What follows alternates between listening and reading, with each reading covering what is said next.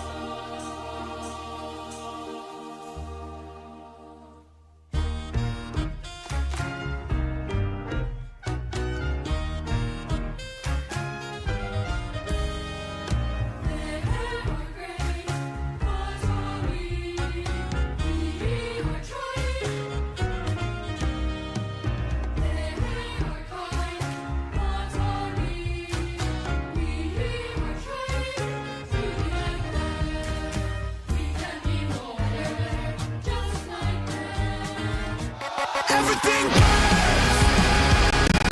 Light it up, let's go. Light it up, let's go. Everything burns.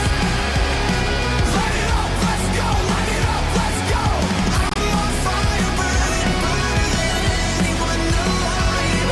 I'm way too hot to touch, so just don't remember if you try. Everything burns. Everything burns.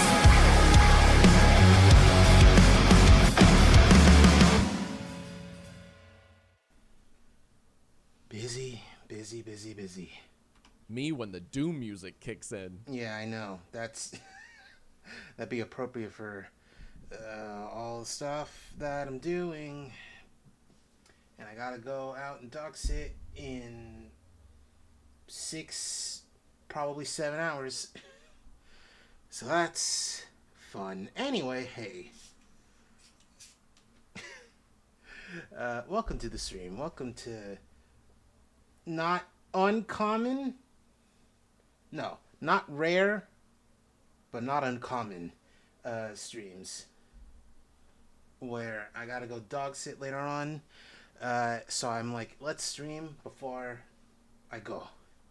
I still haven't packed. I still haven't done anything. Although packing, it doesn't take long. In fact, that's why I'm doing laundry. So that way I can pack the clean clothes, or some clean clothes.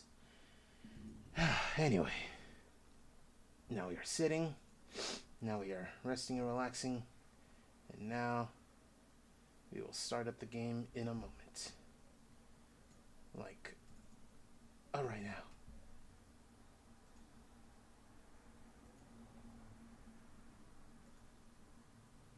Anyway, birthday was pretty good yesterday. Me and my partner and his mom, because my partner doesn't drive, went to a free outdoor concert thingy because my partner's friend was the headliner. Not like a big name thing, small local indie, not local, but small indie people. It was quite fun. The seats were benches, so it was very uncomfortable. Near the end, we were all stiff. Anyway, enough of that. Boy, I sure am glad I haven't had anything spoiled for me for Deltarune, because I'm not going to be able to stream it until Tuesday. Which means Are you live now? I am live right now. No, are you alive? I was sitting in here for maybe 10 minutes. You were just quiet without your headphones on and typing Okay, and shit. so I literally said in the YouTube stream, if I'm taking longer than usual, I come back out of breath. I'm doing stuff, like putting laundry to wash. Anyway, yeah, yes, I am alive because I was not in my room. I heard you typing, bitch. What? No. Yes, I heard you typing. No, I was walking in and out of my room because I was putting clothes in the laundry basket. Then explain how I could hear. That was, Were you fucking sexting bitches? No, that was the TV in my living room because my grandma keeps it on to keep the cat entertained. That's pretty good, I have to admit. Yeah. What's the cat's favorite show? Nothing, because my grandma watches stuff on YouTube. But she leaves the TV on. Okay, so what's the cat's favorite, like shit to watch? Like, Mr. Goblin? I would assume it's the same thing my grandma normally watches, which is like vlogs from people in other countries. Oh, maybe. Mr. Goblin really, really loves Vinny Vine Sauce, and I think that's because he has a deep voice similar to Digby. But hates like Hololive anime girls. No, like the Japanese or all of them? All of them. I think it's because of the high voices. Okay. Gotta put in on some Mori Calliope with her not deep but not high voice. Anyway, I was just talking moments before you showed up again. That's like, hey, I sure am glad I did not come across any major spoilers for Deltarune since it came out yesterday on my birthday, but I was too busy doing things. Smiled evilly. I'm not going to be able to stream it until Tuesday because I got a dog sit over the weekend. Oh, I didn't even stream it. I just went right. It's a game that I'm not streaming because I want to just, like, do it. Nah, I'm always gonna be like, oh, there's a game I want to play, I'm gonna stream it. Very rarely do I play games off stream. If it's like a story thing, I want to experience it with people, is the thing. Oh, no. So, do you have a Snowgrave route? No. In fact, the only way I've played Deltarune thus far was on my Switch, and it is still pregnant. I need to get the battery fixed or replaced. Right. So, well, so I had to buy the PC version, which means I gotta start fresh. Sure. This is overly cautious, but it is a spoiler in the fact that it's telling something about the game.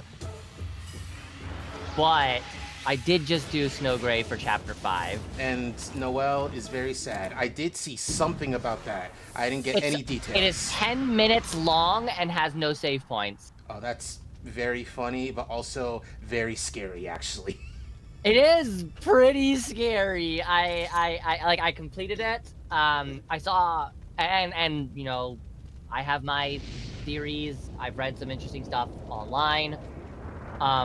I also saw a guy angry as fuck on the Steam forums, fuming, red in the face. Actually, I fucking let me check because I posted them in my server in the gaming. If they use the word filler for this, then I'm taking away their filler word privileges. No, okay, yeah. So look at my gaming channel. I just have there's no spoilers in that screenshot. It's very funny. The guy is so fucking mad. He's like, no, I refuse to replay the game. He only has a Snowgrave file. And, like, it skips... No, I'm not gonna say that. But at the very end of it, it says, insert Chapter 7, Side B. So, it's just like, oh, great. So I don't get to play Chapter 5 or Chapter 6? Fuck you, Toby Fox. Stop sucking Toby Fox's cock, chat member. I'm like, oh my god, dude. This is like... You have made a choice to only play the Snowgrave route and not play the game like normally. you have to follow the wiki to do Snowgrave. I can't imagine this guy's thought process. The game is yelling at you, being like, hey, this is maybe the most fucked up way to play the game, and you're intentionally choosing it. I mean, it's not even the most fucked up. Like, I don't believe in the morality test of games. But I do feel that... Oh, wait, sorry, have you played any Snowgrave? I have been spoiled on things, on okay, story actually, elements, no, and that's it. Did you play Chapter 4? I've normal 4, yes. Yes. So, in my opinion, following the guides that you kind of have to do in order to access Snowgrave is a representation of Chris following Noelle's mother's orders. Oh, that's pretty good. I like that. Because it's very clear that their mom wants you to do something with Noelle. And so I genuinely don't know how you would ever... Somebody out there by monkeys on typewriters has accidentally started Snowgrave. But I don't know how you'd fucking manage it and not accidentally back out of it at any time. Because it's so easy. You have to do 70 inputs in Chapter 5 that are almost frame perfect, or else you back out of it. And the fact that somebody out there may have accidentally done this. The point being that I believe Snowgrave was written deliberately, knowing that people would talk and that you would go to find a guide, because that's the only way to fucking do this. It's too obtuse. Which means this guy heard about this and then decided this was the only way he would play the game. And that's the crazy part. At the end of it all, that's the part that's deranged to me. It's like the normal game doesn't exist to this guy, only the weird pseudo challenge mode. I don't know if you saw my Tumblr post, but I've had a theory since Chapter 2 that... Because Toby Fox said there's only one ending of the game. My theory is that you can only access that ending by playing a Snowgrave and a regular route. Oh yeah, that's why they have multiple save files. And also, completion stars show up beside your save file. One for a normal route and one for a Snowgrave. It looks like there's room for a third.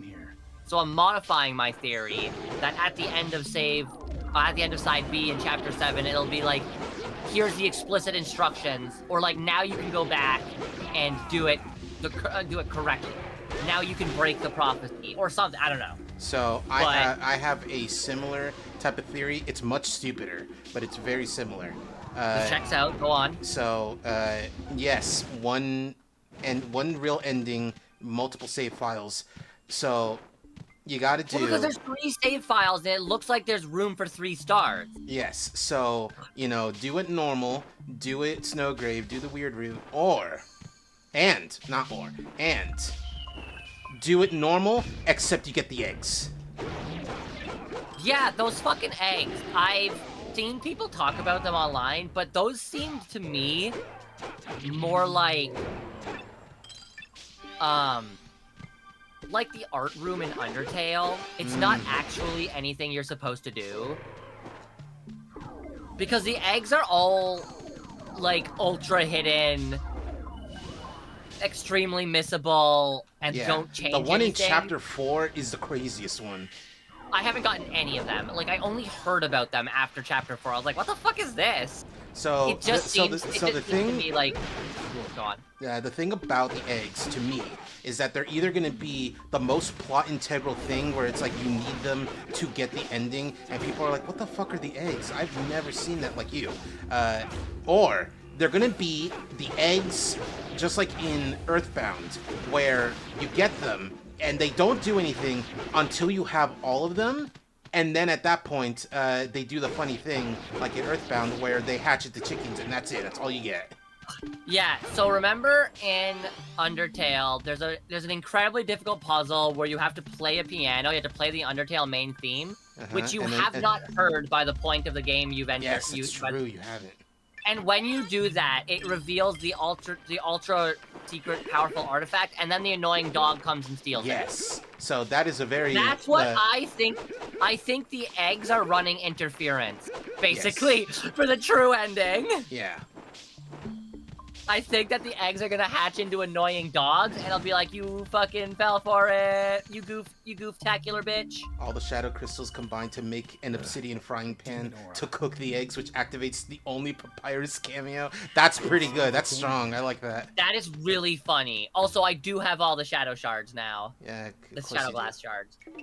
Oh, okay, I know where to go. All right. And I do know the password for the,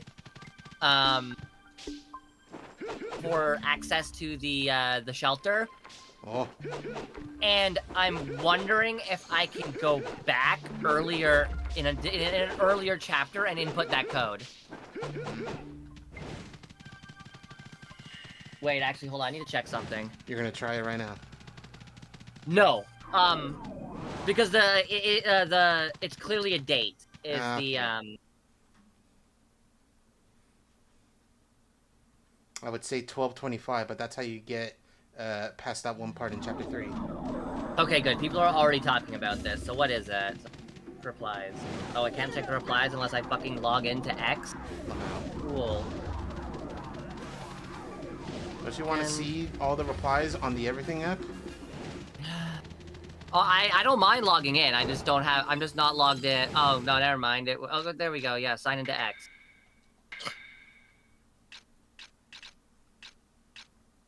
Oh, I don't have an account? Okay, cool. So I'm just gonna go search a different way. I'm just gonna use a different result then. Speaking of X, the Everything app, did you know my very abandoned main account has been suspended for some reason? And the reason why is because I have not touched that shit since like maybe 2022. The reason why I think is because they told me like, oh, you got like a bunch of like reports. And I'm like, that's weird. I haven't done anything. And then I remembered, oh wait, no, hold on.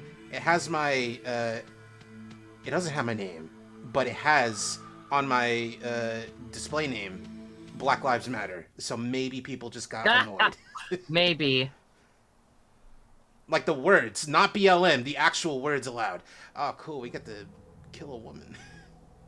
She is made evil now. Misaki, that sword. So the date is September 15th something. And September 15th it's 0915, and that is the release date of Undertale. But then it's 1990X, and I'm wondering what's that about? Toby's birthday. Stay back, Dororo. I'm not here for you. I don't know about that. Or at least it's his birth year, maybe. Yeah, maybe. Misaki. No, this is not an Undertale prequel. It's not.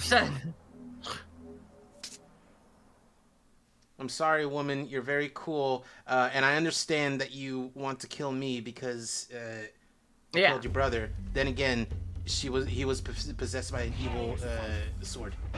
Oh shit. Okay. 1990X, the year Homestuck takes place. Amazing. I didn't even think about that. Okay, so that's funny actually. So in Undertale itself, when you go into Sans' like secret room and stuff, the one that has some Gaster stuff on it, it says there's a poorly drawn picture of 3 smiling people. Yeah. That to me was always... Oh, that's cool. That's scary, but that's cool. Get back here, you fuck. Piece of shit. No, where are you going? I was not expecting that. That's funny. So in Undertale, to me, that was always clearly Sans, Papyrus, and Gaster. Yes. Before Gaster fell into the core. In Chapter 5, this isn't even a spoiler, it's a funny Sans moment. Yeah. You draw... Yeah. Susie draws a bunch of... draws you 3 on a card. so that Sans will, you know, remember them. To me, that's just a reference because it makes perfect sense in isolation that Undertale is its own thing. That's just Gaster, Sans, and Papyrus. And also, I feel like it would deeply cheapen Deltarune if it was just a prequel to Undertale. Yeah. Because we also know that Deltarune was the original idea Toby Fox created, Misaki, and he wanted to, and he made Undertale as practice, basically, Yeah. before he made lost. Deltarune. Even with That's the power why of a you never fiend. make your dream project first, because you want to cut your teeth on Misaki. something with like a Exactly. something I'm not glad. as, you know, beloved, because you want to make your beloved thing the best way you can, the best you can. I knew the moment the fiend entered my body. Yeah, like this I had this no article on mistake. GameTruth.com Truth. is saying it like this is definitely 100% what it is. This is Susie drew this, and 10 years ago, I this now is what it was. And I'm understand like, what you said to I'm me not back then. so sure. Thank you. I think that this is just a fun little For parallel. Because like, if I'm it is a sorry for what prequel, I've then done. why are Toriel and I'm glad you came to Asgore your already senses. divorced? Oh, I mean, it would be like something changes at the end that resets the timeline, and you know, Mount Kurama. Deltarune If was the Dr. original Genji one, and died, Undertale he is the raised fucked me up as a one. child. Find him. He'll take care of you. Thank you, Yakimaru. I will find him. Cool, you do that.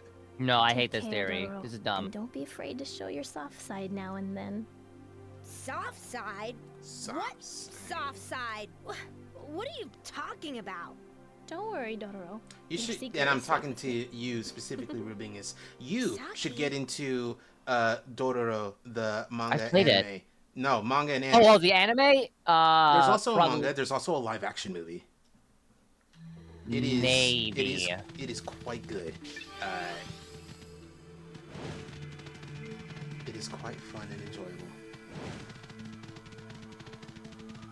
Oh, this person isn't even this game theory isn't even saying that there's like an AU thing where like timeline resets. They're saying this is actually same timeline, a specific like 1-to-1 It's fucking prequel.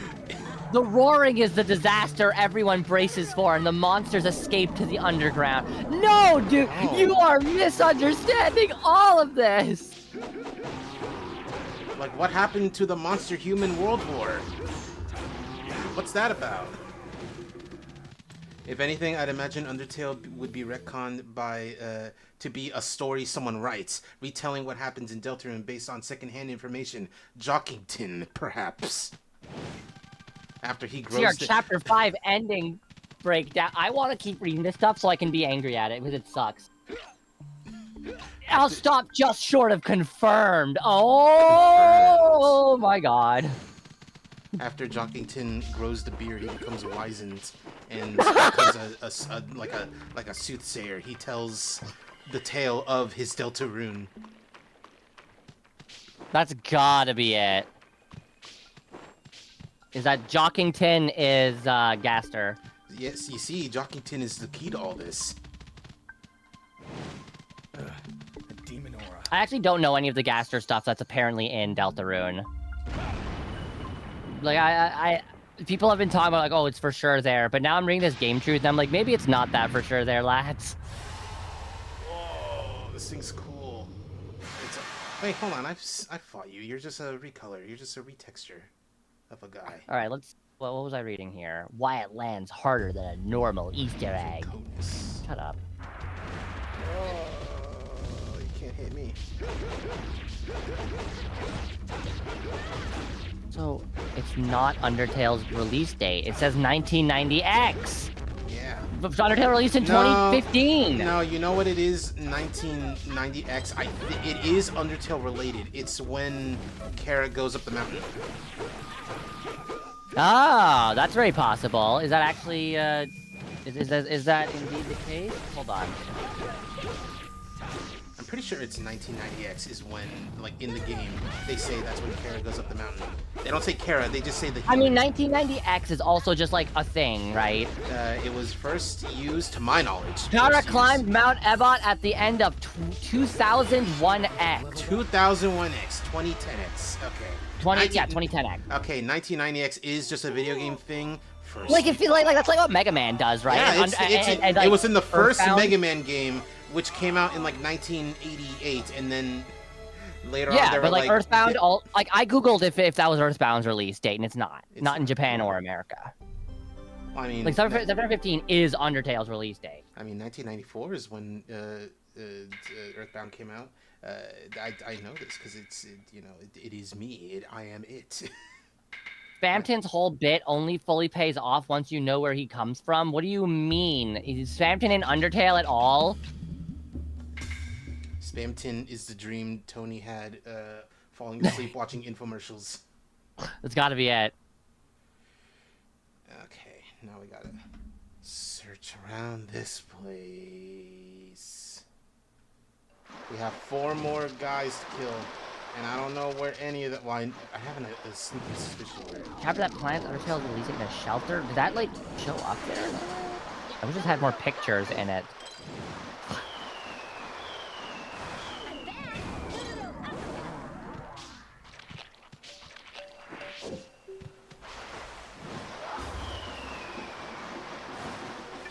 Alright, let's look at their. Oh, hold on. I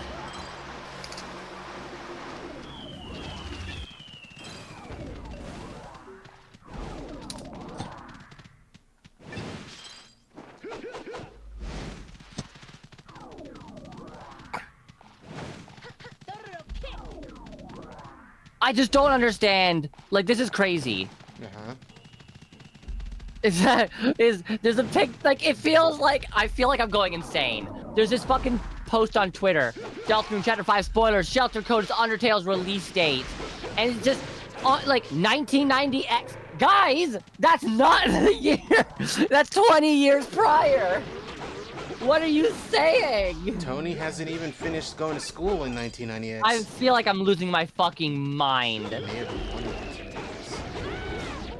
Like, I feel like it's so obvious. Like, oh yeah, no, the bunker is obviously the place that the monsters go down to in Undertale. I'm like, but it's not on top of a mountain. That's like not it. That's not there.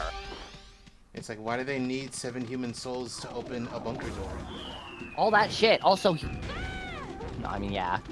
I haven't played Chapter 5, so I would say. Really. Don't worry about it, you fucking cringe lord. Hey, saying don't worry about it. Number one way. It's fine. It's fine. It's fine. Flowey doesn't appear. That's. I know that's not his name though. What? What? What? Flowey is not in Deltarune. I know. That is true. But it's also that's not his name. What's his name? I don't know. You play the game. Azriel? No. I know that there is a guy. Yeah, I mean Flowery. Yeah. Yes, that's what I'm trying to get at. Yeah, I know.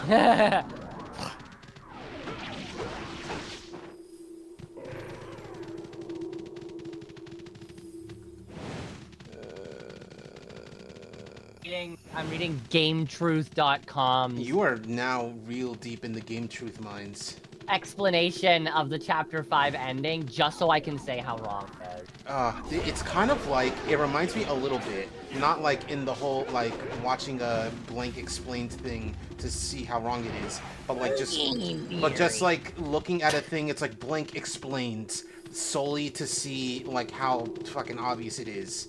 Yeah. It reminds me a little bit of like coming back from the movie theater watching the Dragon Ball Super Broly movie and being like, wow, that was a great Dragon Ball movie. Real good animation. The fucking Super Broly movie is the best Dragon Ball there's ever been in IMO.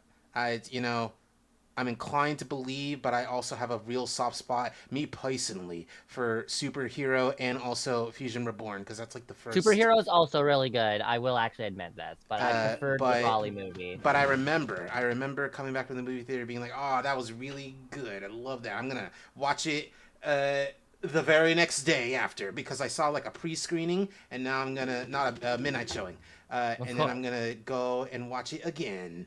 And I did, and I had fun. But I looked on YouTube, and it's like, and I was like, IGN, what the fuck do you mean Super Broly ending explained? What do you need to explain? Why for based on the screenshot, it was specifically why Goku's like, oh, my name's Goku, you can call me Kakarot, because some people are like, what does that mean? And these people are stupid. Oh, just because they've never watched Dragon Ball Z original, like I have no idea what Kakarot means or something. Like what? Yes, they're like, why is it like you can call me Kakarot? It's like that's his Saiyan name, but like why is it like, oh, you can call me that? It's like I don't get it, and it's like because you don't understand who Broly the character, like his history is this thing, like his character history in Super, you know, that's one thing, but like Broly as a character that exists in popular media that has a history. Anyway, Stop the Presses. Donkey of Shrek fame is getting an origin movie because people really wanted that. Are you serious? I did see someone posting about this. Yeah. Alright, hold on. I'm fucking googling it. Shrek prequel movie. Oh my god, Disney is a rotting fucking corpse. Yeah, Disney. Sorry, DreamWorks. The animation fucking industry. That Universal, yeah. Uh-huh. Rotting fucking corpse. Oh, where the fuck is this guy? Where is he actually? I didn't want to pull up the guy, but now I gotta. Where is he?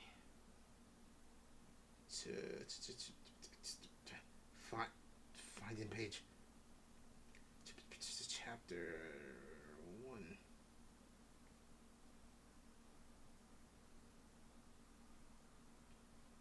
Hidden Fiend, once you've defeated that guy, go to the graveyard. Oh, this fucking article does some serious, like, if I can't remember the acronym, but it's like Google, like to get people to find Google keywords and stuff. Oh. SEO, thank you, Digby. Ah, yeah, search engine optimization. SEO. Yeah, it's doing some serious SEO shit, where, like, at the end of the article, it's just, like, quick questions. And it's just, like the exact things, like, people... It's not even phrased as, like... As if I am asking them this question. It's phrased as somebody Googling, like... In Deltarune Chapter 5, does blank, blank, blank, blank, blank. So that this page comes up. Especially because one of the fucking questions is answered on screen. You can't... This isn't a mistake. This isn't even a Kakarot situation. It happens and you can't miss it. It's like, what? See, I thought you were talking... How many I thought you were still talking about Donkey from Shrek. Yeah, yeah, that's the truth. Who killed Donkey in Shrek? Okay. That's the wrong button. Anyway, I got a sword from that? Hold on a second. What is this thing that I have been given? No, the fucking GameTruth.com is looking for a grand conspiracy that makes Deltarune a prequel to Undertale and fails to realize that the code to the shelter being Undertale's release date is almost certainly intended to make you think that, and that's why it's wrong. Yeah. This guy never read Homestuck. You know, that's the thing. Game Truth never read Homestuck. Otherwise, he would understand the technique. Understand the technique. Oh my god, I'm on a RuneScape right now. There's a guy next to me named Suck Me Senpai. That's pretty funny. Good, that's good. Digby, are you all ready? Alright, Digby's giving the kitty a brush. We're gonna be going out, because I went to my doctor's office yesterday for a surgery just, like, update. And I was like, you know what, I'm gonna walk back to the subway and then walk back home from there. And I managed it, but kicked the shit out of me. But it did prove that I'm able to walk some distance further, and so we're going to test that by going down to a coffee shop that's a little bit further away to get me my daily walkie today.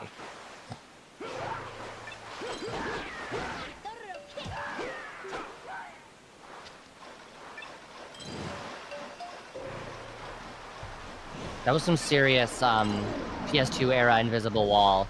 Yeah.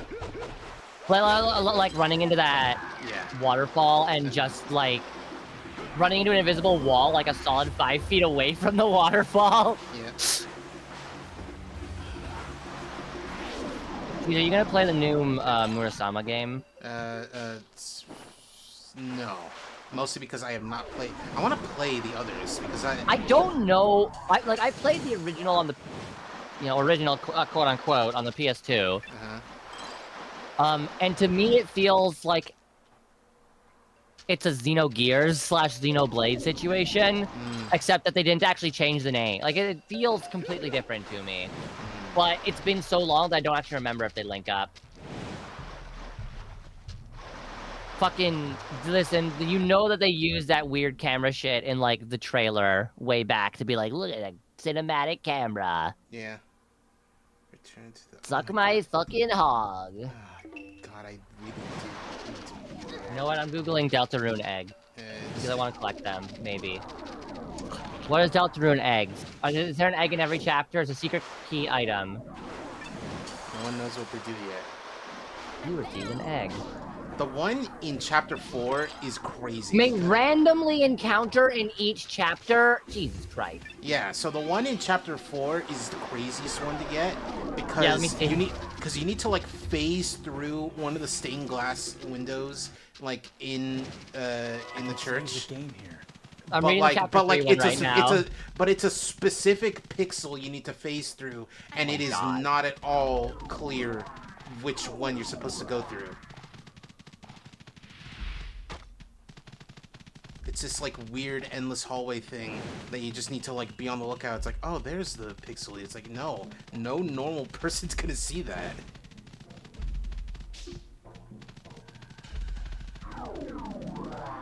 Uh, 12:25. Crimsmith. Crimsmith. It's also Death's Holiday. Entering the second sanctuary's long room corridor after reaching the endo with an egg-shaped design a total of 8 times. 8. Clearly transported into a hospital room containing the Forgotten Man. Oh, Forgotten Man is Gaster. I guess that's what people's whole Gaster thing then is, right? Is it not the same as the other eggs? Once Chris is finished painting a tree behind on a monochrome smear, they immediately pick up the egg on a nearby easel. Alternatively, if the room is missed the first time interacting with the philosopher in the third sanctuary, prompting to create a door leading back to the egg room. The egg forfeits the chapter completion trophy on PlayStation. That's really funny. You have to. You have to get the egg after beating the chapter, or else the game's like, oh, you didn't beat it. Or you can tell you're in the right version of the room because the music restarts when you enter the room. I don't know. I'll be honest, Dylan Mayhem Child, I have not actually gotten any of the eggs because by the time I found out that the eggs were even a thing, chapter 3 and 4 were already on the way here. Yeah. It's like, what do you mean there's eggs? What do you mean your dad gives you one of them? No. You can put an egg in Asgore's fridge and close it and then open it up again and there's a second egg. Okay. You don't get one from Asgore. Okay. Yeah, the egg is possibly referencing Easter eggs. Like, this... The way that you get all of these, it feels to me like it's deliberately meant to replicate, like, Pokemon-era game mythology stuff. Find the fucking Triforce. Yeah, you gotta get all the... Literally, oh my god! When you delete an egg, it says, what egg? That is very clearly a Homestuck reference. What pumpkin?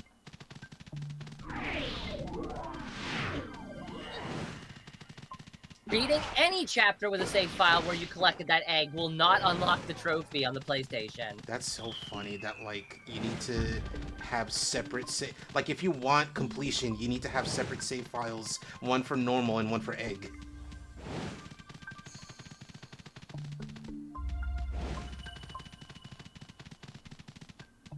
Forgotten Man is a mysterious character. He's always hidden from the player's view. Where is this freaking guy?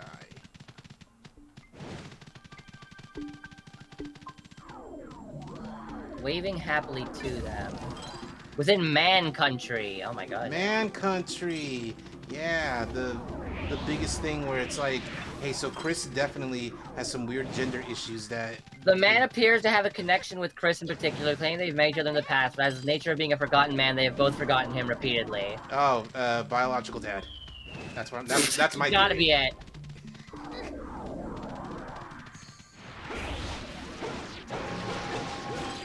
God, what if biological dad is the one who's on the phone? Oh my god. Yeah, okay, so between the room with the in chapter 1, the Starwalker bird in the Darkening Room, there's a 1 in 50 chance whenever you just go through that door of entering the hidden place. Oh yeah, no, I've heard of this place and I've seen it happen a few times. I've never encountered it, but I've seen it. Yeah, this is 100% deliberately meant to be Easter eggs. This is funny, but This is funny. I maintain then my theory that they're running interference for actual theories. I need for it to be true that like it is very much an Earthbound. Oh, I egg wanted thing. to be the Earthbound thing so bad. I just Yeah. wanted to hatch annoying dogs. Yes, like combine Undertale and Earthbound to make one super. What's the fucking point of this secret? I want everyone to be so mad. Okay, I'm gonna go and get my coffee, my Corfy now. Your coffee. My fucking Corfy slaps you on the ass so hard it reverberates through your body like a wave. So like normal.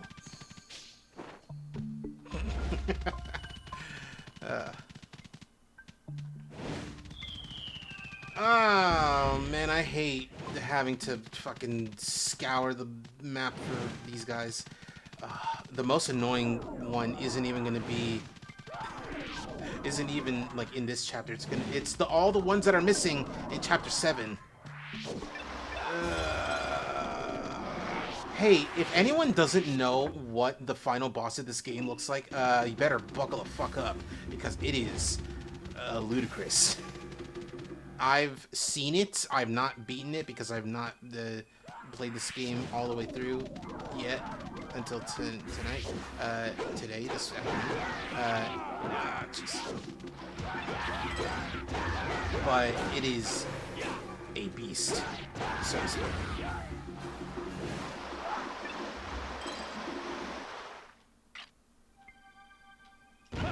Wrong one. There's a rock with tags, they said. No way, Ludacris, the musical artist. He does this big ramming move, and he starts saying, "Ooh, bitch, get out the way." And you're supposed to not. You're supposed to challenge him on that.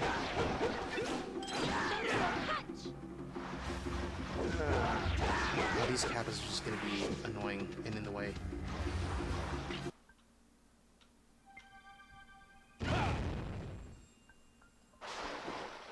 Where am I to go?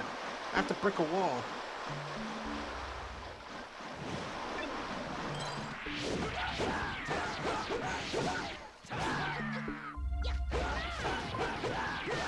Also, these yellow Kappas are annoying. More health than normal. This is the only level where these Kappa enemies show up even. And it's like, why? Why do you, Blood will tell, TEZUKA Osama's Dororo hate the player so much that the first level is the one where that has Kappa enemies.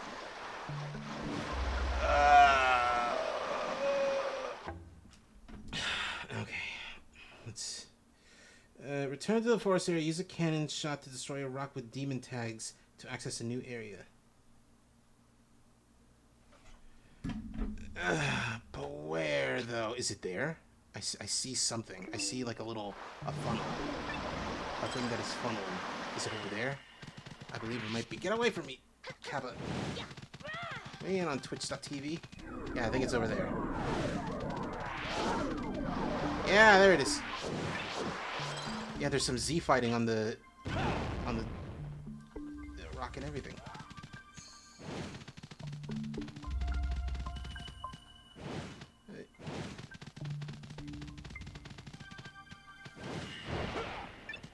Oh, cool. Extra. Good. Yeah, I've seen this place in like a review. And I was, oh shit. And I was like, when am I gonna find it? Oh man, they got big enemies here? Like the super tough ones?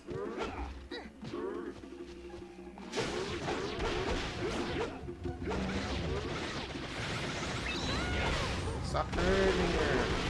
Damn. Messed up.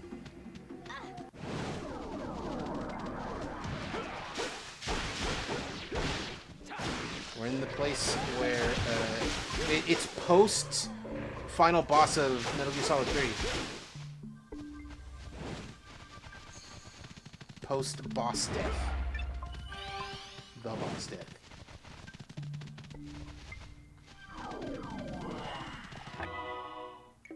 I can save the game here.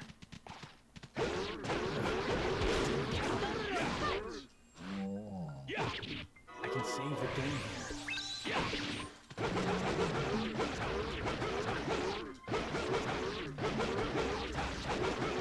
24.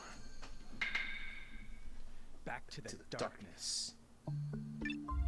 Some extra things. And a sword. The sword is probably not very good.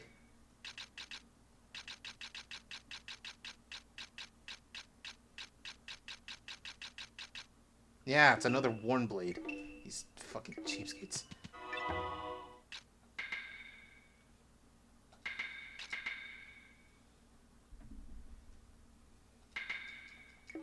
I can save the game here. Hell yeah.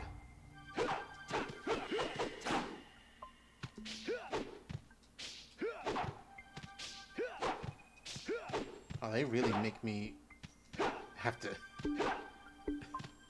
walk through. Alright, who is this? Oh. Yucky, something smells fishy.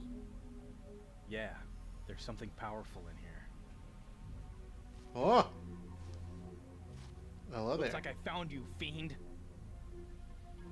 Hyakimaru, I am my Myonba. I will not let you interfere with the fiend's plans. I shall fill this pitiful world with the presence of the mine Myonba. Hyakimaru, prepare to meet your doom. Oh, yeah. Oh, yeah. Titty legs. Now this is a Japanese monster design. Big, scary butterfly with some legs coming out of tits. Yeah. Oh, I see. Whoa. Okay. I see what I need to do. Wait until you... Whoa. Get down enough?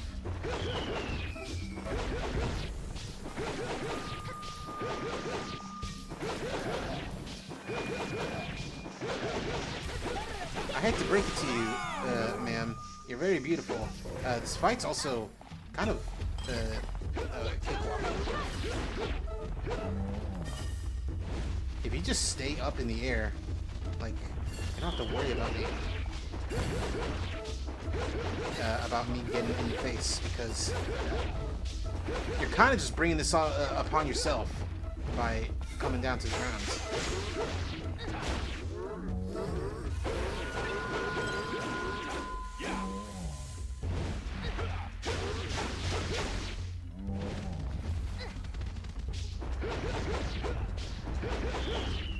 My sword arms have leveled. My sword arms are leveled up. Lord, stop.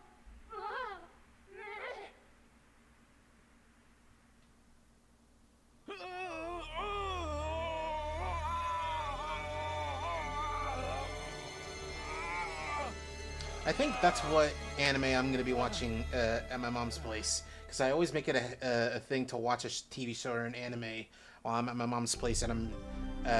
oh, wait, I got a chakra. Whenever I'm at my mom's place and like my laptop is like many many rooms away from the living room, I'm like here where everything is here. Because I watched Pluto when I was at my mom's place. Love it. I recommend it to everyone on TikTok. I watched Cyberpunk Edge Runners. Also quite enjoyed it. Haven't seen an anime from beginning to end. At least a short-ish one. I don't know if Dororo is quite long, the modern anime. I will see. Just 2 guys in chapter 7. Alright.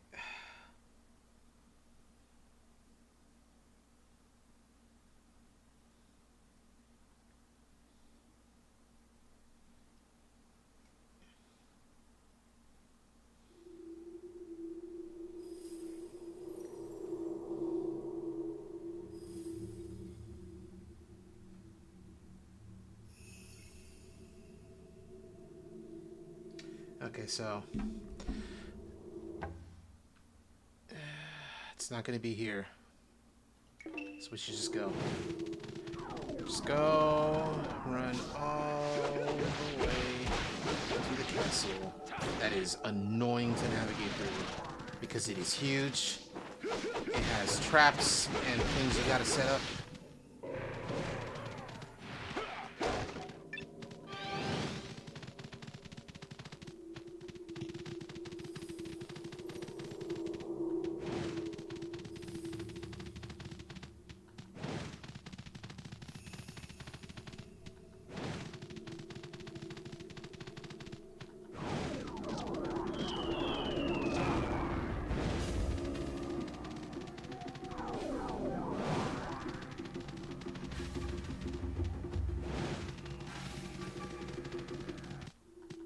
God, I forgot it's annoying also to get to the castle because they do this thing where it's like you gotta jump some walls and then walk around.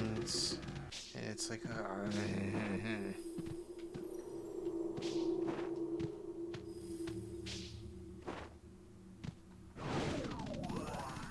I vaguely remember that like I don't even need to like exit that way that I was facing. What? Could it be? Am I just dumb? Can I just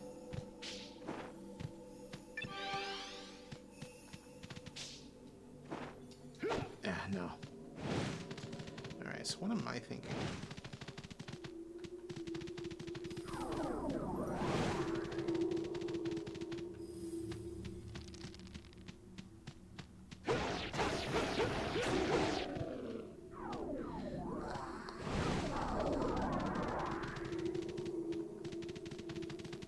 Some stuff up in the air, which means I can like jump over from house to house, but like how am I to do that? Like this, I guess. Man, fuck you, dog. There's another one. Fuck you, dog.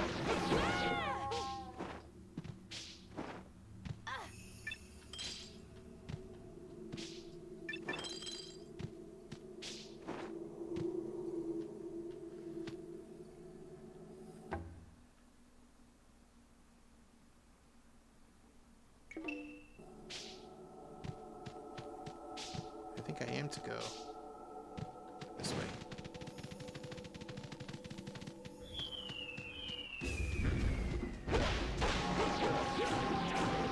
Oh, there's imps.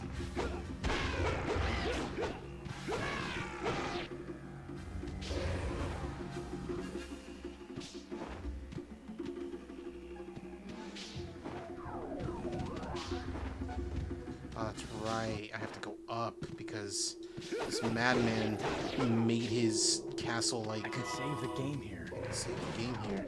I mean, he is a madman. He was like partially possessed by fiends, partially, and they were like, yeah, when you make the castle, you gotta make it like above ground, you know, like make like a big support structure thingamajig, so that way like you can make it so that it's slightly floating a little bit above ground.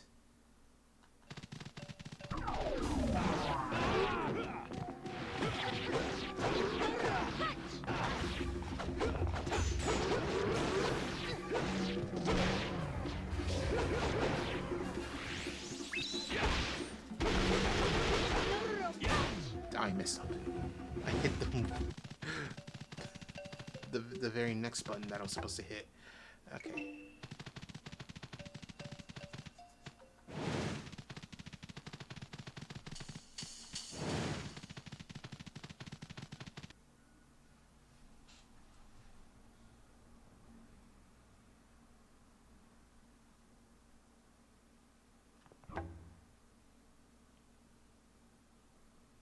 Oh god, it's gonna be like just rooms. Oh no. Man, I just don't have it in me to really look.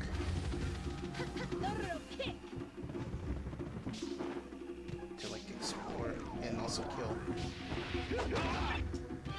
Thanks. Appreciate it.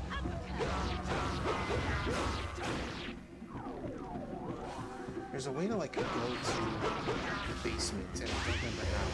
Azor.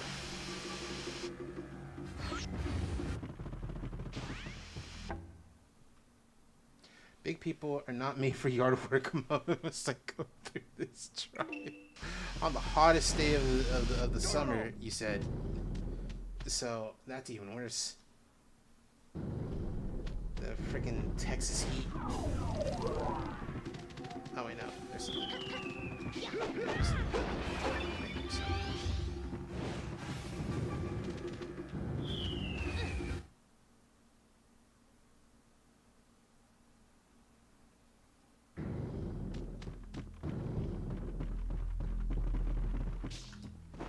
Hold on.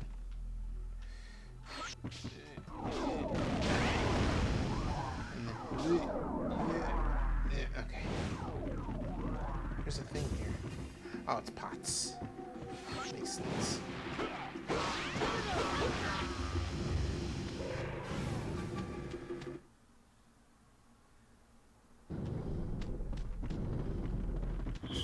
They would not give the trigger to the ordinary citizen. Where's the trigger? Where is it? Where's the fiend?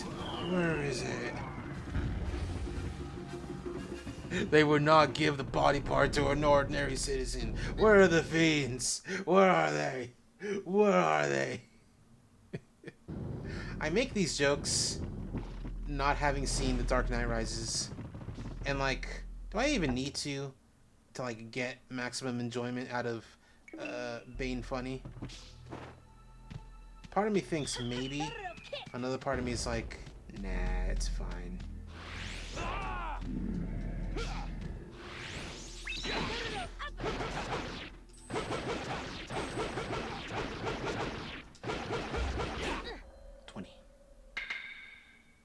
Away with you!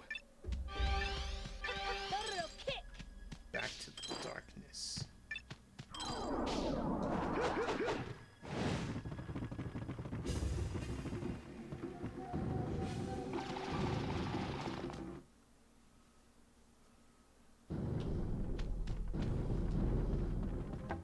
Okay, so nothing. Nothing I can see.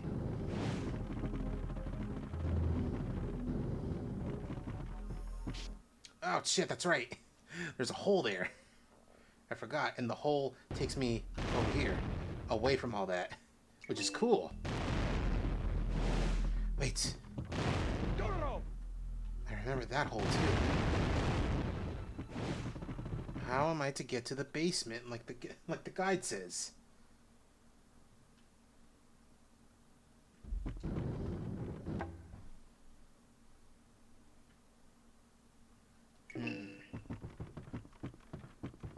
Yeah, we get the cool silhouette room.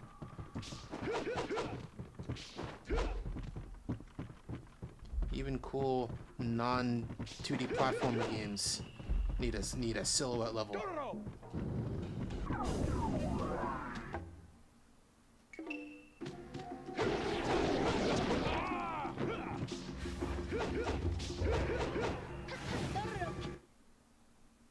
Is this a thing? Is this the basement? Wait, hold on. No, it's not. We're still on the 3rd floor. Oh shit! I mean, that makes sense.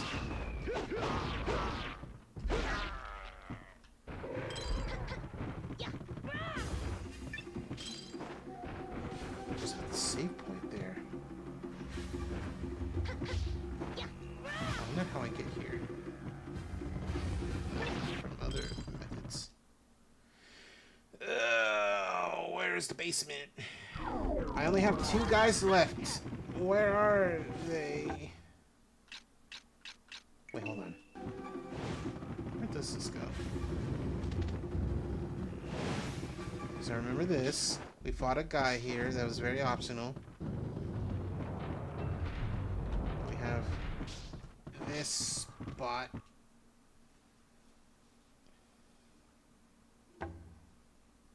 Nope.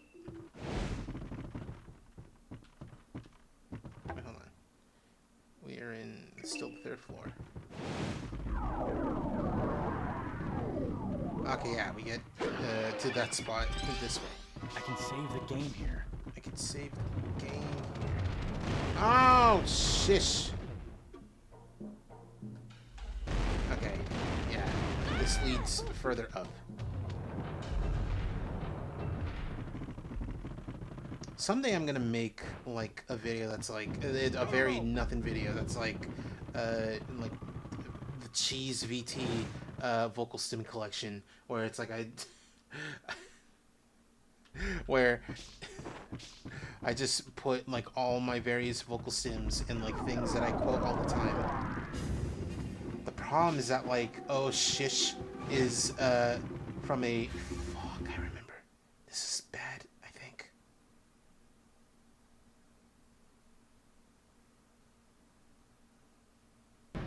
Yeah, it is 1st floor. God fuck. Alright. What is that platform over there? There's a single square. I wonder if I can hit this thing.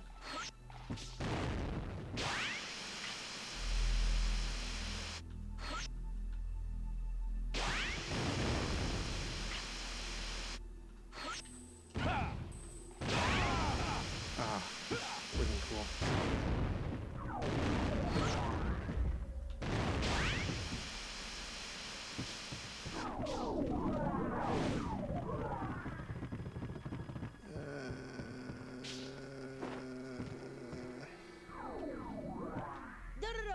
How am I even to get up there?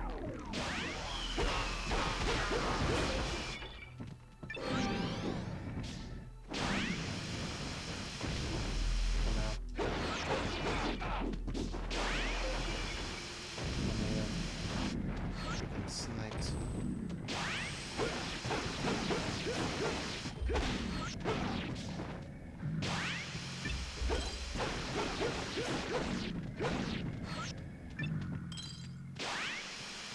What even is that? I know it's a sword, but like, how am I even to get up there?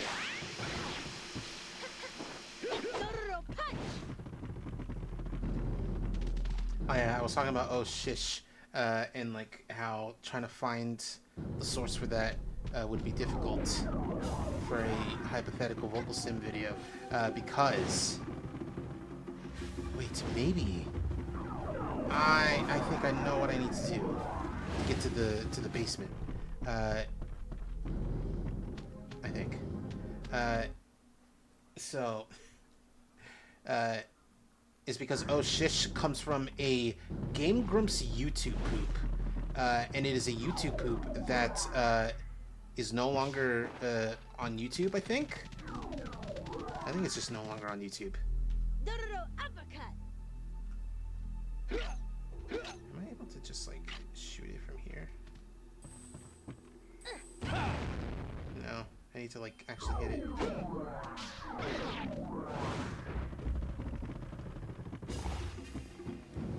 And it's a very old Game Grumps YouTube poop because it's using the video, the source, as like is from the announcement video of like John and Egoraptor starting a new Let's Play channel called Game Grumps.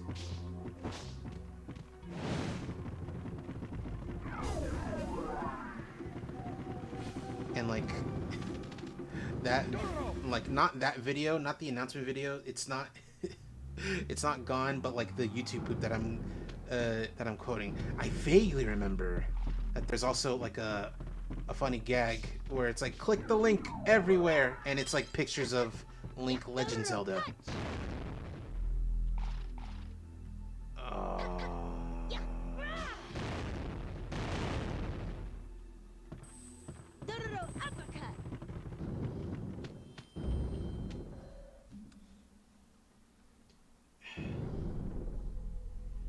Found in one of the rooms. 4-4.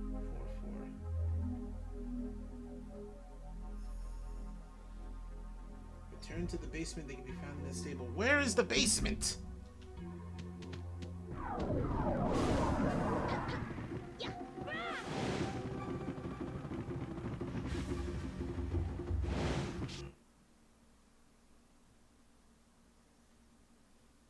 I don't know where the basement is.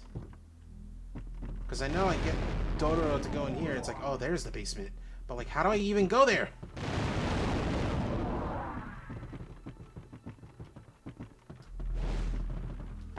What if there's a YouTube video for this?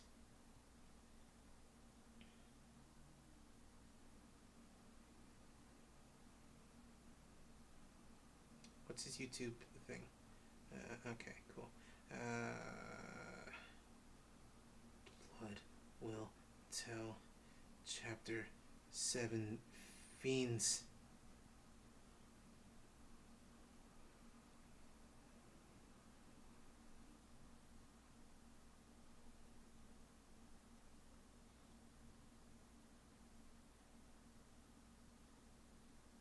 Just getting a bunch of like Let's Play videos.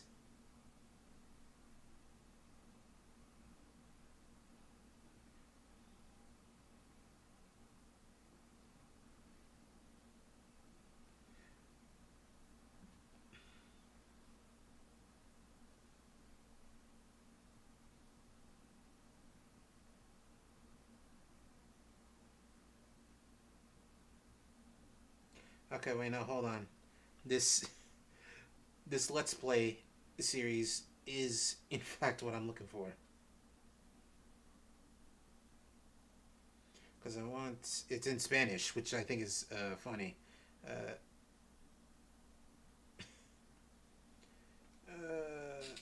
No, shush! I don't think the video itself is in Spanish. I think it's just the guy who's uploading these is like, it's like, oh, these are going to be in Spanish.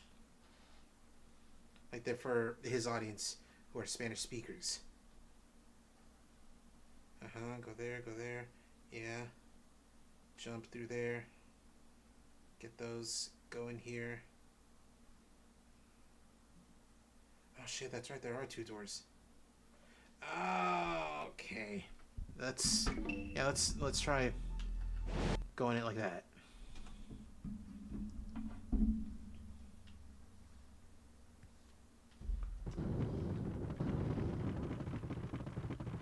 I think after the video's done, the stream, after the stream is done, after I have finished getting all them guys, killing all those dudes, all those, killing all 48 friends, I will pop on YouTube to make the last thing before I go, to make it the last thing on stream before I go and get ready for dog sitting, is the original, I don't know how to pronounce this guy's username on YouTube. CheezVT, CVIT, CheezVT, one of those. I can save the game here. Because he has like reviews for like every PlayStation 2 action game, pretty much. Like all the really underrated ones, all the ones that people don't talk about, and even the ones that do, you know, they do. So like Gungrave and Bujingai, stuff like that. And he did one for Blood Will Tell, and it's a pretty good review. He's like, yeah, the game's good. That final boss is fucking sucks though. And I'm like, oh, I can't wait. Can't wait to see that. Oh shit! Wait, no, hold on. I fought this dude. Oh, all right. No, I fought this guy. Yeah, you do this fight. Uh-huh. So where... The next ones.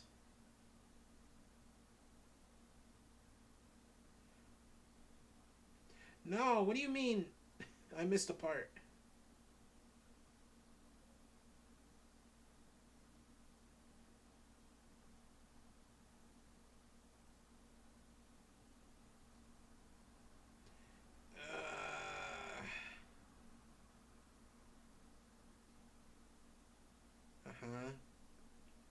Daigo's Castle, second floor. Yeah.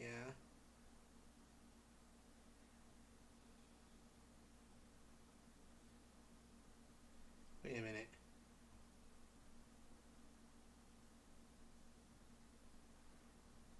Ah, okay. All right. I'm gonna need to go back if I want to go.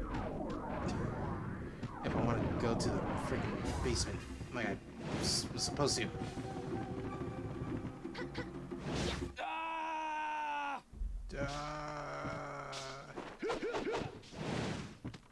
What do you mean this guy got the hidden... Didn't get the hidden guy that I got, but I didn't get the hidden guys that they got. This is fucked up. This is unfair. And I want financial compensation. I want a small loan of $1 million to ease my troubles. I can save the game here.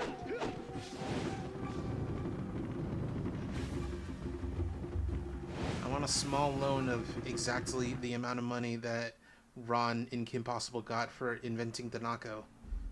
You know, $99 million.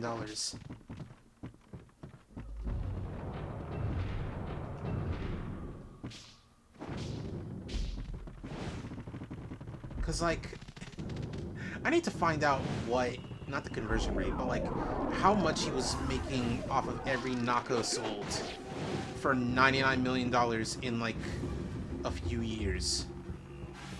Cameron. Not even a few years. My business is done. Mazel tov. Happy for you, buddy. Why can't I leave? I want to leave. Let me out. Let me out. This is not a dance. Okay, I'm gonna need to go. Why is my camera all fucked up? Whatever. I'm leaving the old-fashioned way. The way that sucks. Because it puts me in the line of fire. Oh, annoyed. I'll only be speaking in Invader Zim codes for now before my brain goes back.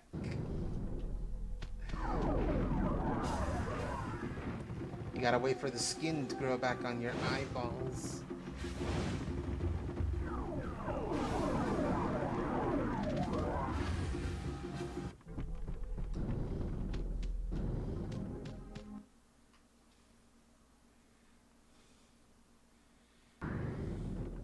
They took my squeezing arm. They took my squeezing arm. Ah!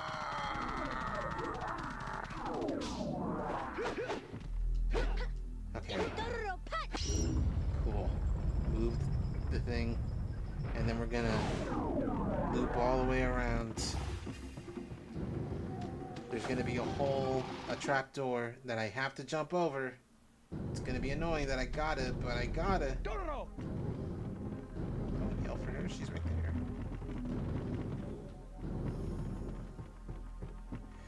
Jump over. Excuse me, imps.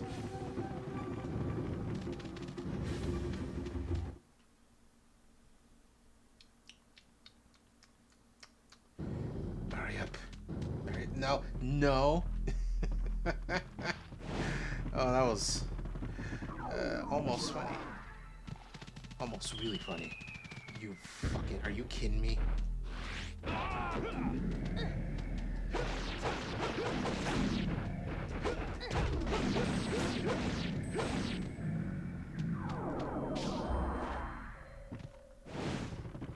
Come on, please. For the love of Mike. Let me in there. That's another thing. I gotta... ouch. I gotta put a... not put a... show where I got the line "for the love of Mike," which is a thing I love saying in exasperation and annoyance. For the love of Mike, make it stop. Wait a minute. This is the second floor. How do I get to the basement?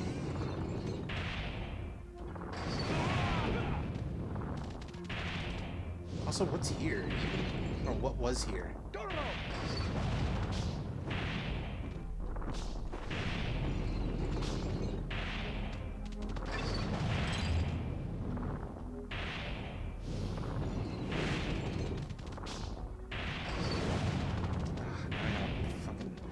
Look it up!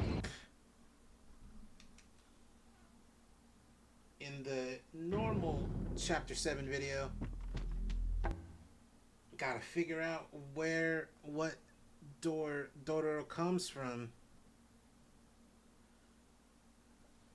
Hopefully she doesn't like, oh, I am here now.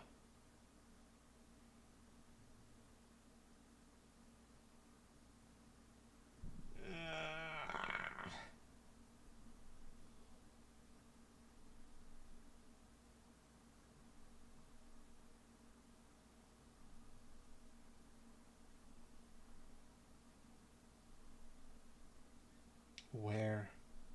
What? Oh my god, this dude's taking forever on this Dororo boss fight.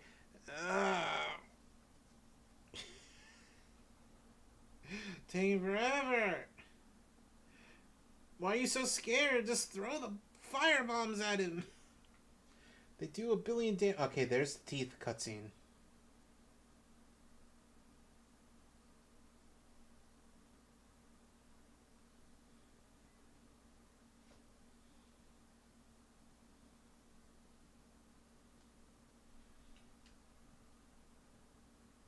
Okay, so third floor, yeah, does that fight. What is this sword he's using? It's cool.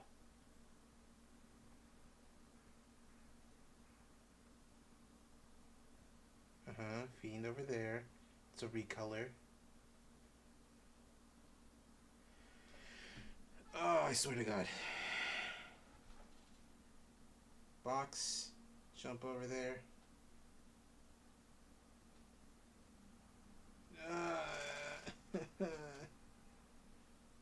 Go through there, and then you gotta fight Saburota.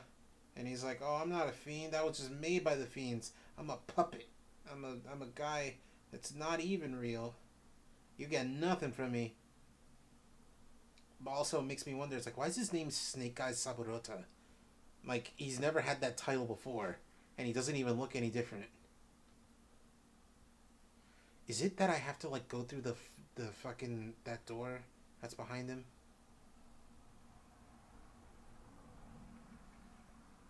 Oh, I do. Okay, whatever. Whatever, I guess I'll do that.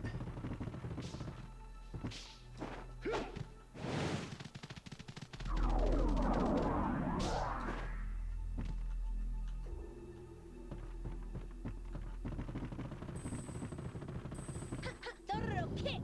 Dororo kick. Please, for the love of God, just... I would like for this whole thing to be done. There's still 2 whole guys that I need to get.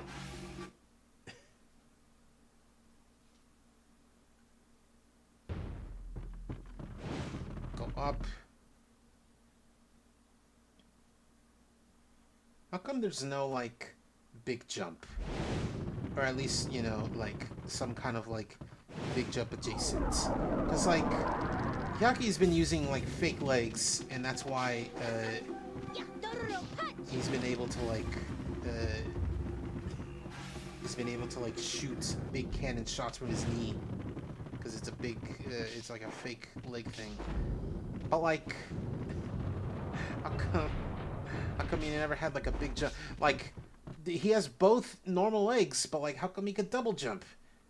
Ironically, it's the one thing that like he should lose access to. That makes him cool. The double jump.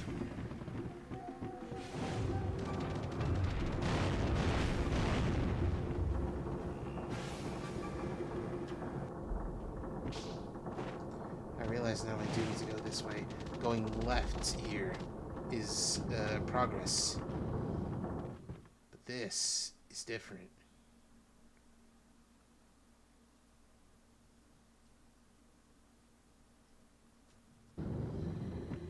Oh, are you fucking kidding me? If I go this way, hold on. Yeah, if I go... What is this? Okay, so if I go this way, where does this take me?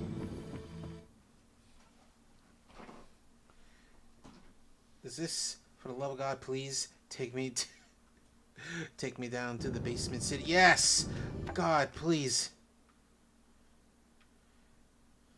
Take me down to the basement city. Oh, it's just over there. Oh, I just gotta go.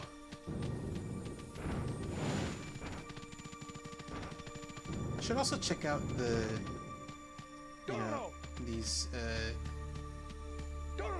okay, I can't. They're locked forever. Because in the CheezVT review, at least that's, you know, how I think you pronounce it, there's like a thing where it's like, make sure if you're in the prison area in Chapter 7, you reload the save, so that way you can get a really cool sword. Because if you don't, you'll never ever be able to get it. What? What is this? Ah, yeah, yeah, you're a pretty color. Three face.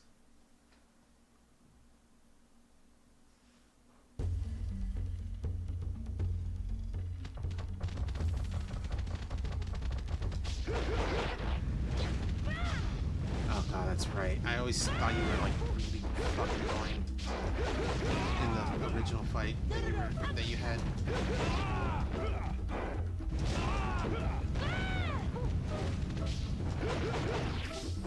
He's got no back, so I can't get any back shots on him. I said that on purpose.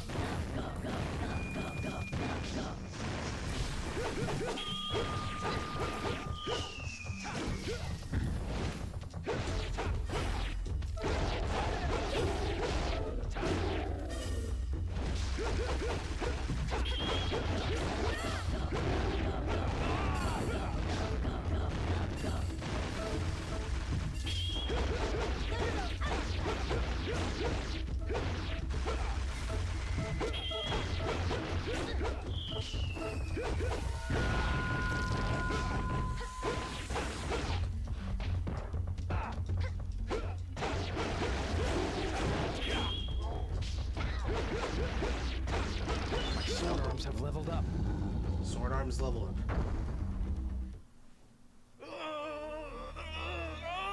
Oh, ear thing.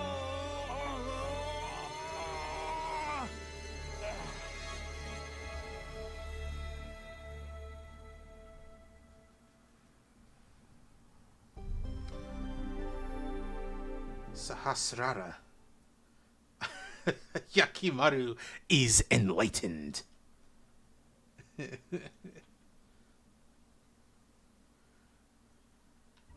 Alright. One last fiend to go in this area. In this map, in this chapter.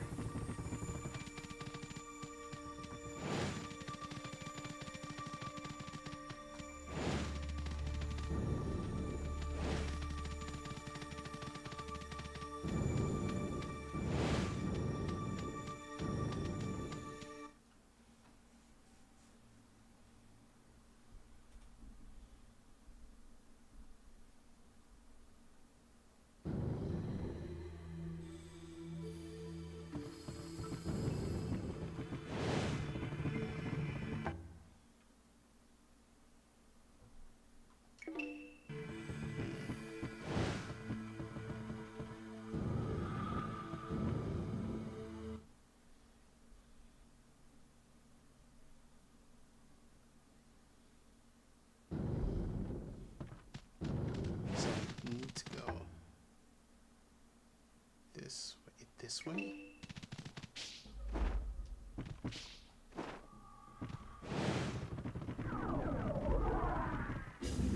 Just hanging out in there. Alright, I guess there's, alright, it's not here.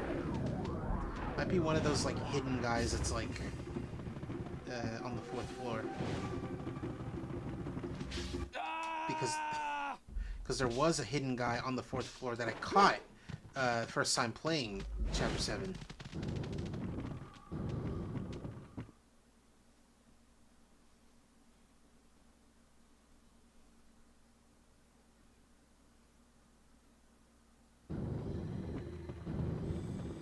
Which means I gotta...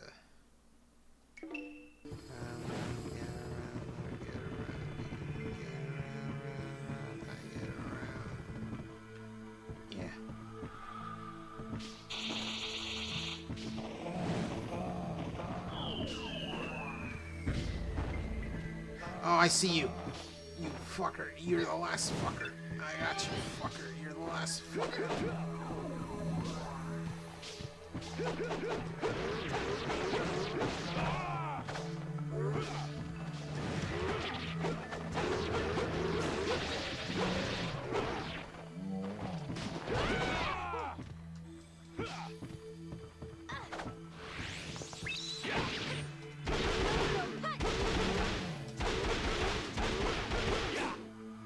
Just give me some hints. That's all I need. Away with you!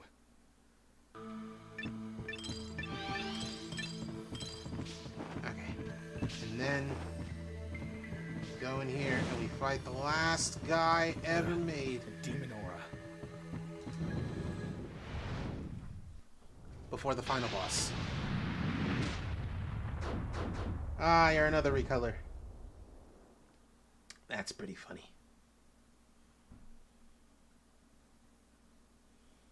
Blood ogre. All one word, blood ogre. Whoa, purple! That's pretty cool.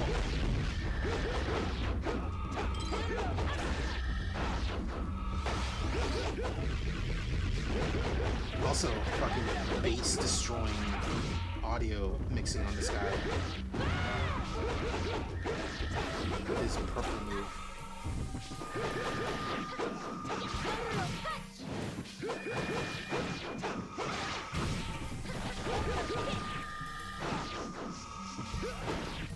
Alright, that's the last one. And now we got a final boss.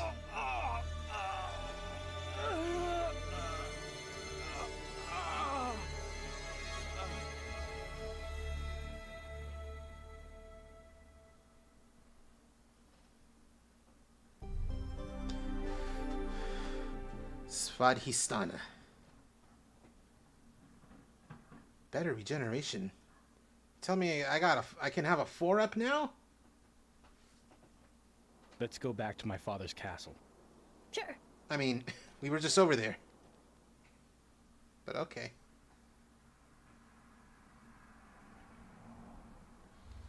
Hyaki, have you gotten all your body parts back? No. Just one left. That's great. Your quest is almost done. Dororo, you have my last body part. Huh? Hyaki, you're so mean. Don't tease me like that. Saburota told me. He was created by the fiends themselves. You're kidding, right? This is a joke, right? Those were his last words. He spoke the truth. Then what are you gonna do? You're not gonna kill me, are you? How can you even say that?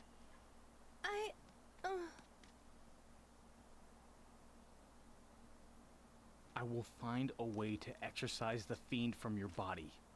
Somehow. I don't know how long it will take, but even if it takes my whole life, I will find a way. Don't worry, Dororo. I've slain 47 fiends so far. I have. And compared to that, I'm sure figuring this out will be easy. Yaki, I want you to wait here for me, Dororo. I want you to help my father and rebuild this country into a beautiful place. I will be back for you, Dororo. Yaki. I believe in you. Dororo, goodbye. I'm sure you'll grow up to be a very fine woman someday. Uh-huh.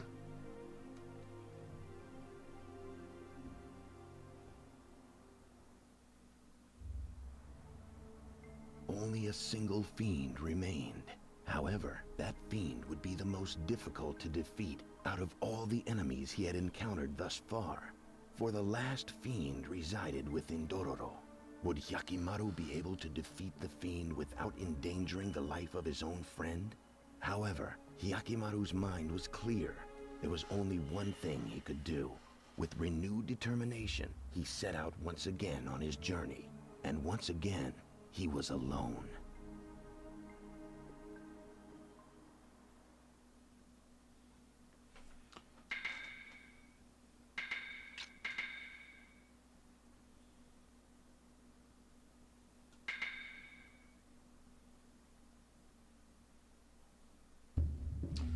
Final chapter. Let's do it. 5 years later.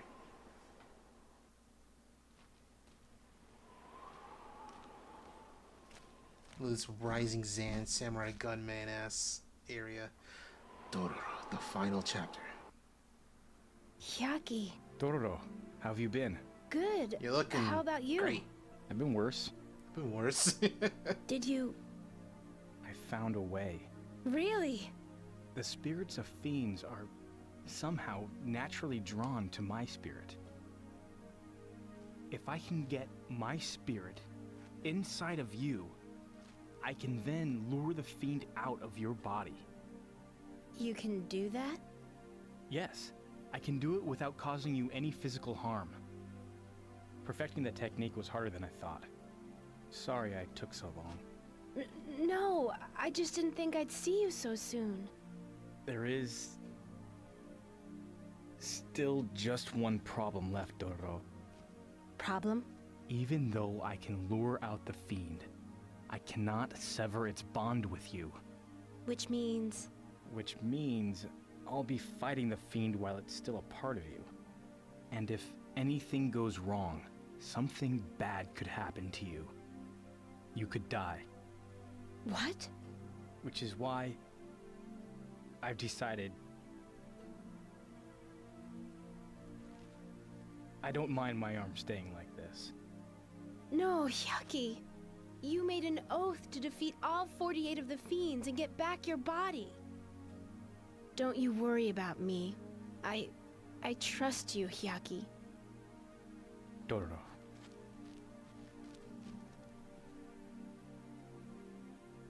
Come on. Give it your best shot. That's great that they hide her face until she says that. I won't fail you.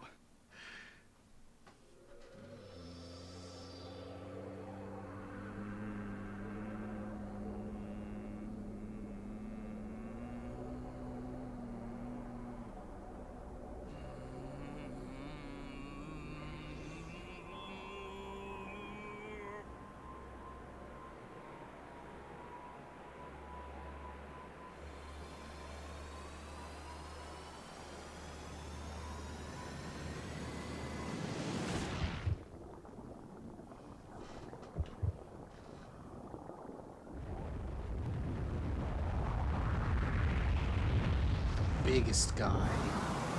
Behemoth.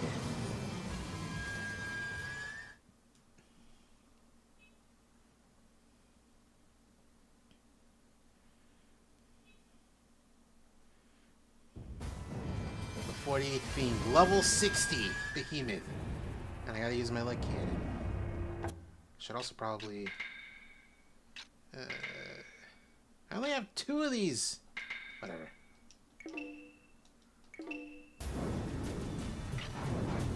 Oh, jeez.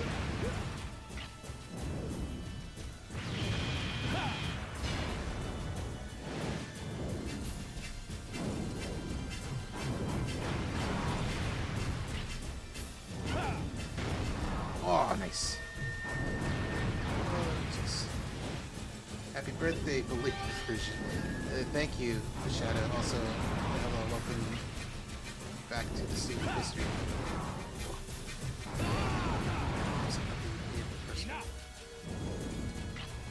Oh, I gotta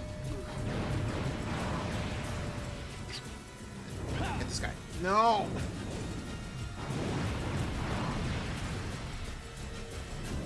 I'm running out.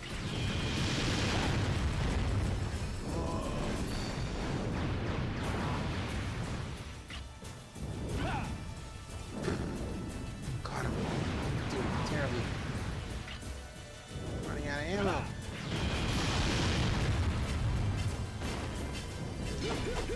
Oh, greatness.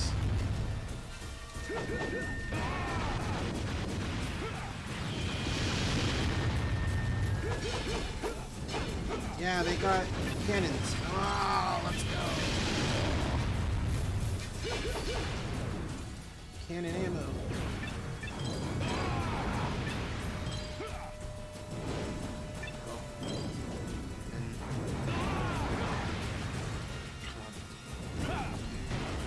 Oh, good. Right the tip.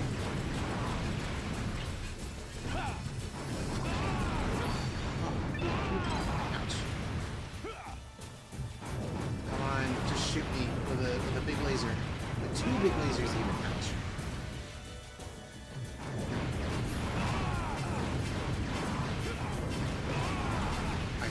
I swear to God.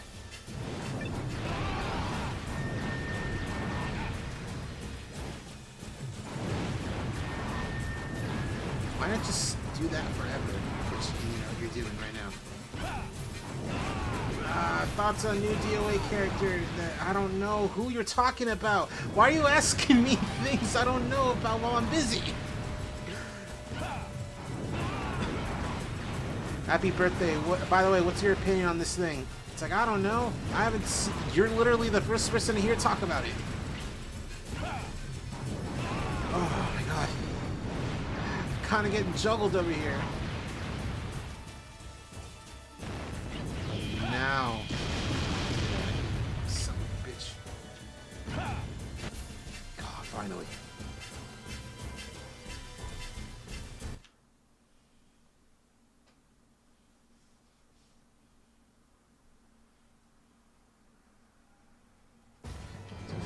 The face. Oh, it's that. Okay.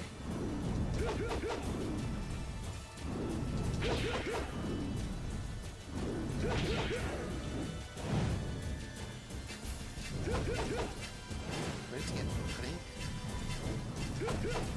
I do. You're always playing getting jumped. What's new? Like, I don't know.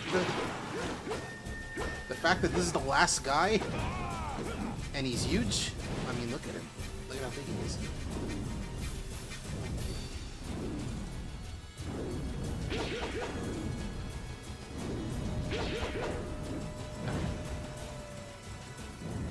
Get on it.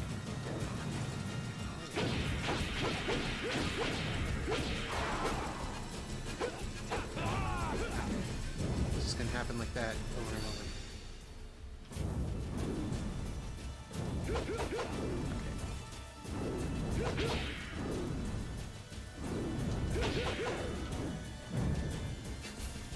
Get on the hands.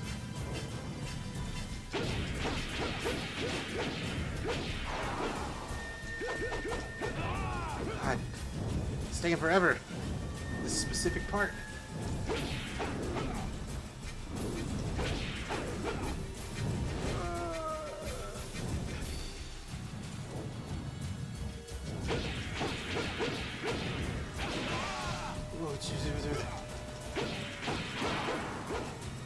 God, just one more.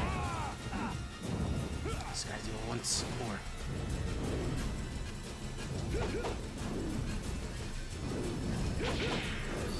Oh wow, I was able to fit into Sneeo. Alright, cool. That's that phase. Oh, this is going on a while. I mean, it is the last guy, so it makes sense. He's on the ground. Oh, God. I'm getting a phone call from Honey? That's crazy.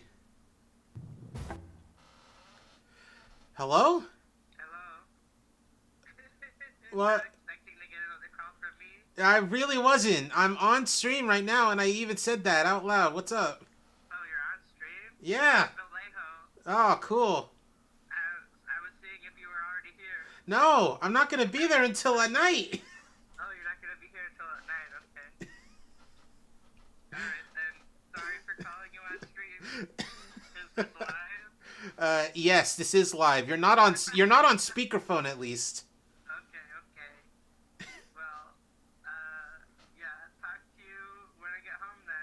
We'll join properly on Discord.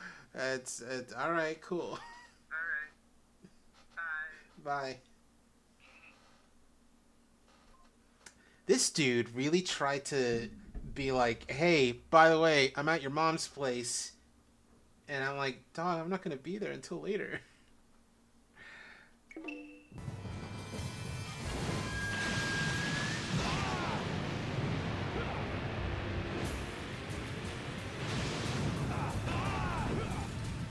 Fuck.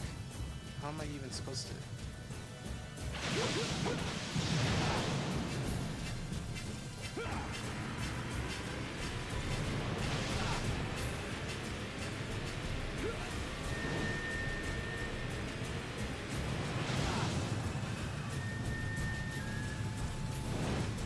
have to go all the way back and climb on its tail for this.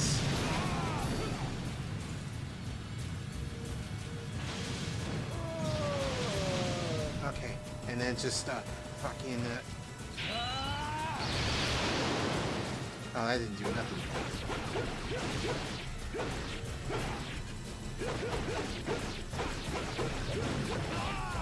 Okay. Owie. Alright. I see what I need to do. First of all, this one. Second of all,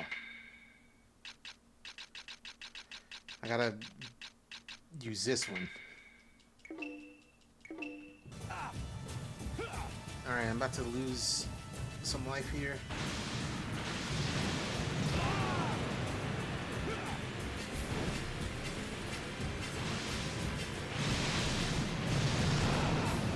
Jesus. Bodied over here.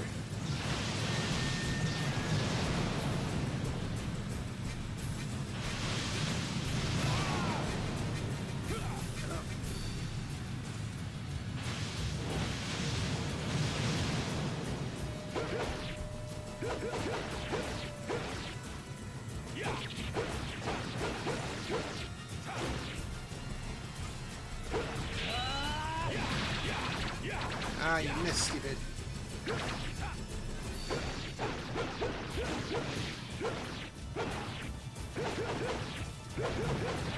Okay.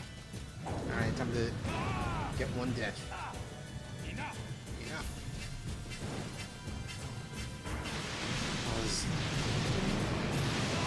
Ow.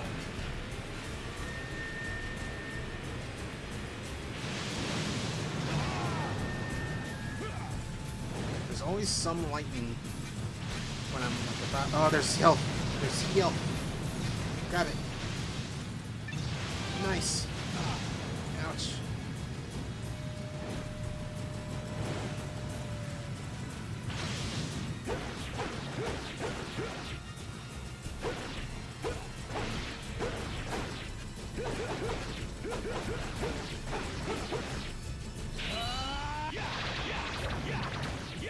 Yeah, you missed, stupid. Oh, there's still more to hit.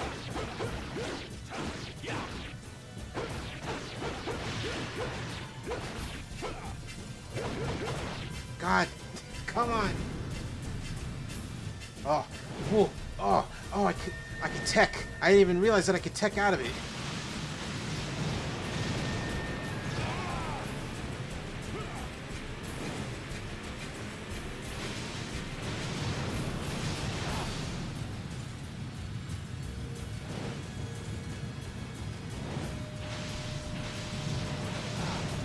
Stop it. Stop it. Stop it. Stop it. Stop it. Get away from me.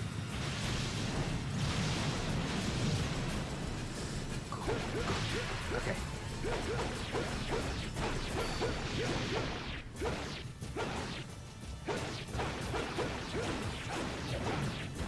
No. Yeah, take it. Yeah, go. Yeah, fuck you.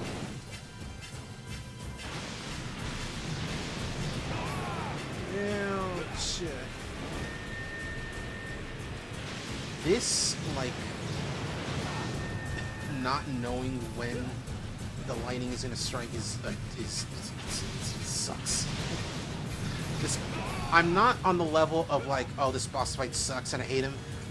It's just kind of annoying, kind of pretty annoying.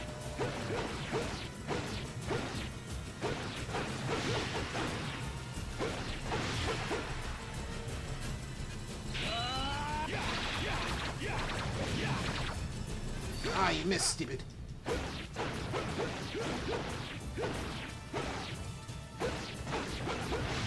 Yeah. Okay. Now we're on, I think, the final stage of this.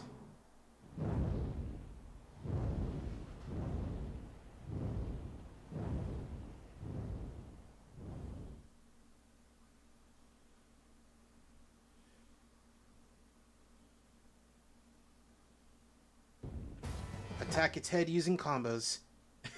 I don't think that's how that's supposed to work. But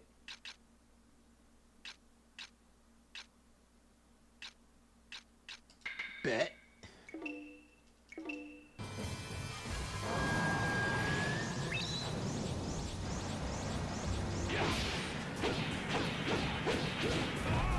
What? Okay. What? No. Hold on. All of its health?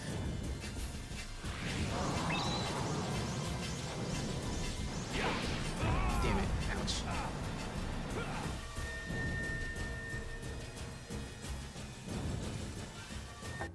Alright, I'm gonna need to save state this because oh, this is gonna be fun and dandy.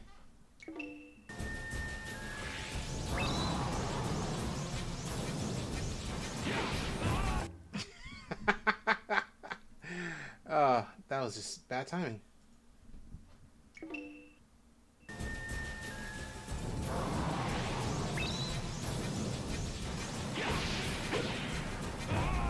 All right.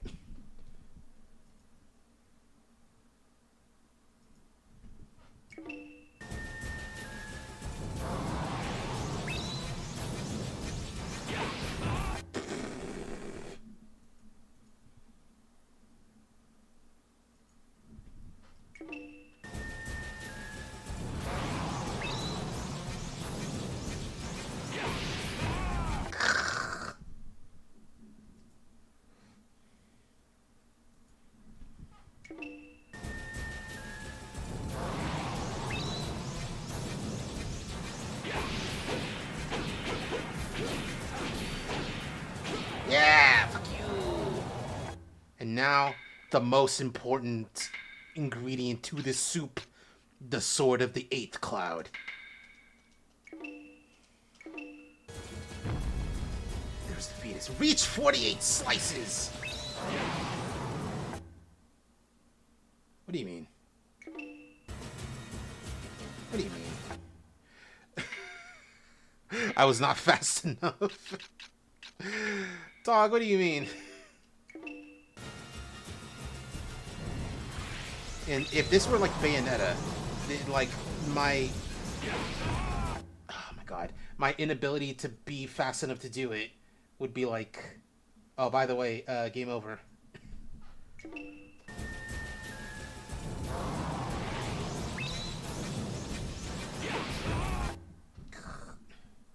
God, I did it, and then I failed immediately after.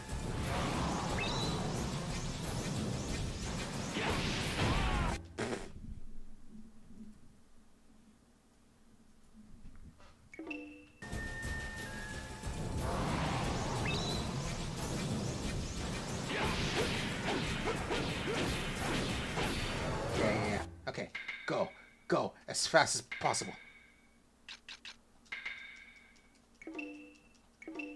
Can I skip? Okay, no. I was like, can I skip this?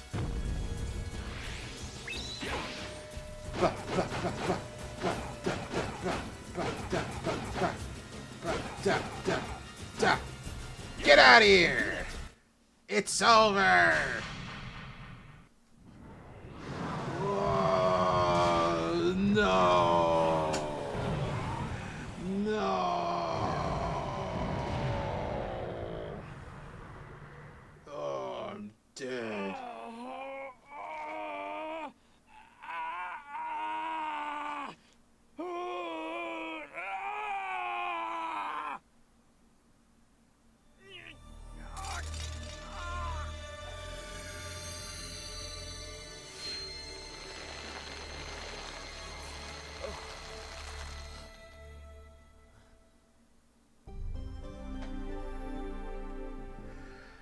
Enhances attack power. Right sword arm is removed and becomes Suzaku. I get it. Like Genbun Suzaku. Where's Byako? Where's Seiryu? Whatever.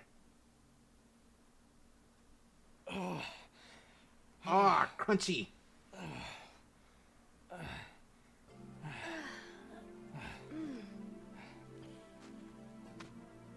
Hyaki? Dororo, look! It's my right arm! My real arm! You did it, Hyaki. Dororo, I couldn't have done it without you. Thank you. Hyaki. And then they fuck nasty style right there on in the desert.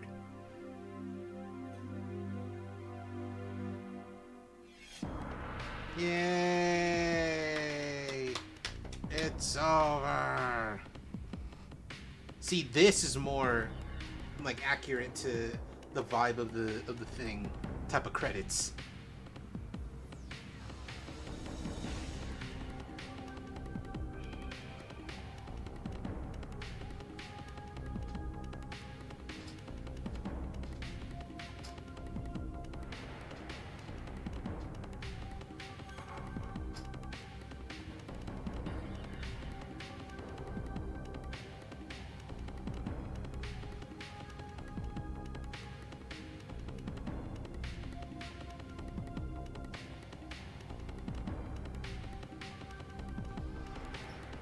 What happens? Oh, I can't even skip this. That's great, actually. Because I could skip the other one, I think. The other credits. But not this one.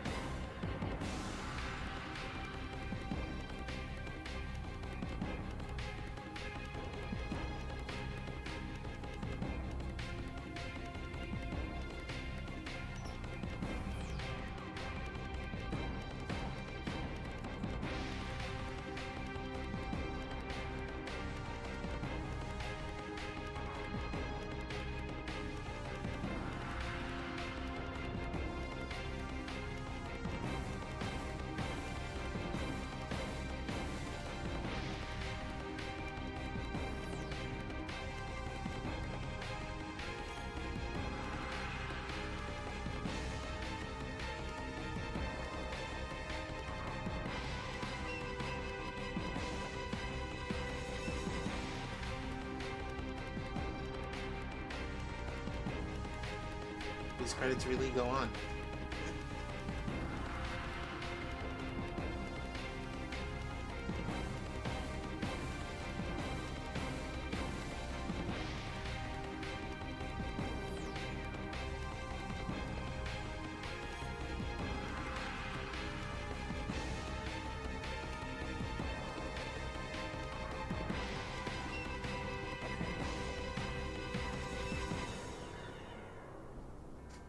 The end. Hooray! Hooray!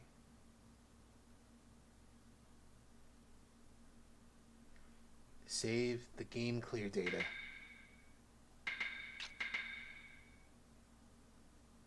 That final boss is rough. It's not that bad.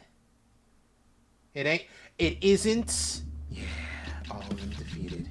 It isn't the boss fight from the final boss from Drakengard 2. That one sucks. Sucks bad, actually. I want to see. There's some concept art. Age 18. See, I was assuming, you know, she was 18. That means, oh, cool art. 5 years later, so I mean, she was just a little 13-year-old.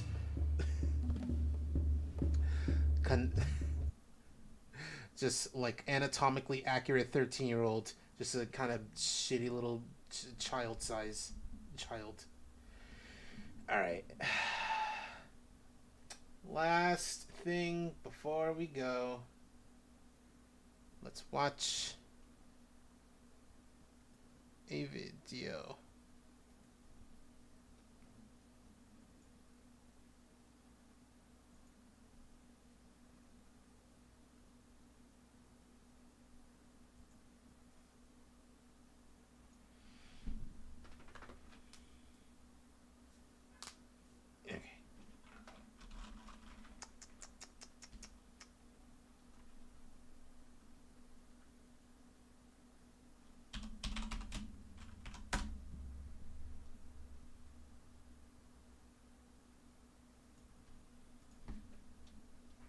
When I initially started my quest to cover all of the PlayStation 2 action games out there, in my first review I did for Gungrave, I mentioned how Red Entertainment was a studio that has made a bunch of cool games I eventually wanted to cover, one of those being Blood Will Tell. After playing it to near 100% completion, this game has only further cemented Red as one of my favorite and underrated studios of the era, making such unique and ambitious games with experimental ideas and cool presentation. It only makes me even sadder that we never got their Trigun game because it probably would have been sweet. In my mind, they were one of the premier studios to get for adapting an anime or a manga during the PlayStation 2 era. Yes, I'm aware that the Gungrave game came first before the anime, but they capture the aesthetics and overall game feel that you would want from an adaptation, like Yuke's Berserk game we've already covered. Sadly, we don't really get games like this, Garo, Berserk, and Samurai Champloo Sidetracked anymore. Bandai would rather shit out half-baked copy and paste arena fighters that are missing basic features and are already completely abandoned after being out for a week. For the unaware, Blood Will Tell is an adaptation of Osamu Tezuka's Dororo. I'm not sure why it's called Blood Will Tell in America, since in Japan they just kept the same name as the manga, but I assume Paul Marketing thought this was too Japanese for our feeble burger brains to not get confused by. I had actually read a bit of the manga before playing this game, since I loved watching Astro Boy with my dad growing up and wanted to see Tezuka's other works, so it was cool to see how they went adapting designs and panels into 3D. I really appreciate that while they went for very realistic proportions and aesthetics for the human characters, the demons did not lose their original flair. Part of the amazing presentation of this game is the illustrations by Blade of the Immortal author Hiroaki Samura. Things like the Wikipedia only list them as drawing the much better Japanese cover of this game, but a lot of the in-game stills shown in the opening hours look really similar to their art style. Some of the art might have been done by other artists at Red Entertainment, but regardless of who did what, it all looks incredible. The color and texture work are so vivid and vibrant. Even the opening cutscene from when you boot up the game that the inferior Western cover is a still image of looks fantastic even by today's standards. I can only imagine how this blew people away back in 2004. I also loved the cinematography for the in-game cutscenes, specifically how the demons moved within them. They have such a fun kinetic movement to them, similar to some of the stuff found in Garo. It feels purposefully reminiscent of Japanese theater with characters moving as if they were actors on wires. But the cutscenes and art aren't the only things that I love about this game's presentation.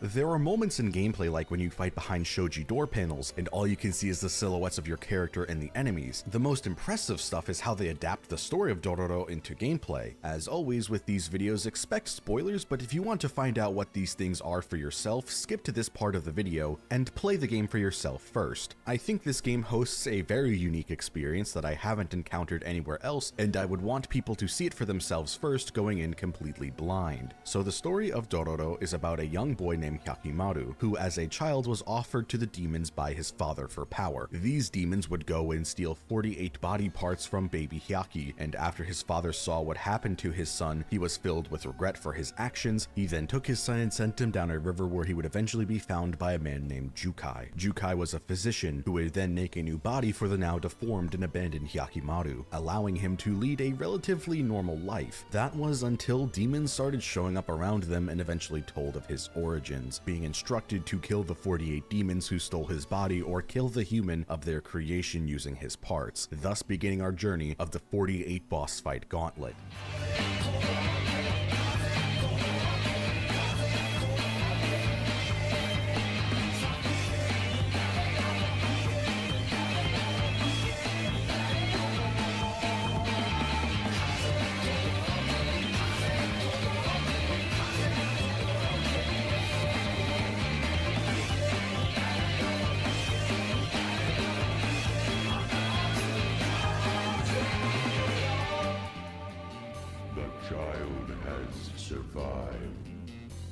Because of the mystical prosthetics given to Hyakimaru, gameplay goes through many changes as you kill more and more demons and reclaim certain parts of your body. There are even pretty elaborate cutscenes for major organ regains. While not as graphic, they do remind me of the transformation scenes from the previously covered Altered Beast. Because Hyakimaru doesn't have eyes, using his third eye to see, the first 30 minutes or so of the game are in black and white until you kill the boss to reclaim your left eye. I think it's really funny that the game has to open with a prompt that says, "No, there is nothing wrong with your TV, the game is supposed to be in black and white." This probably means that people were confused by this in focus testing if they did any of that, or at the very least feared people would be when they eventually played the game on release. Because Hyaki doesn't have any vocal cords and communicates telepathically until you beat the tutorial boss, his voice has this filter put on it for the first few lines of dialogue and combat barks. I will take back all the 48 body parts the fiend stole from me.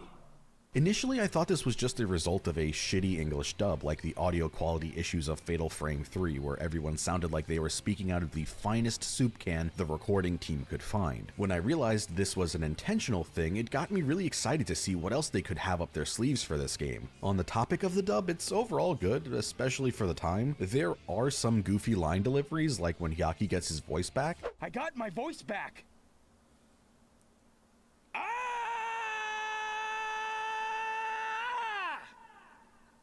But things like the narrations sound fantastic.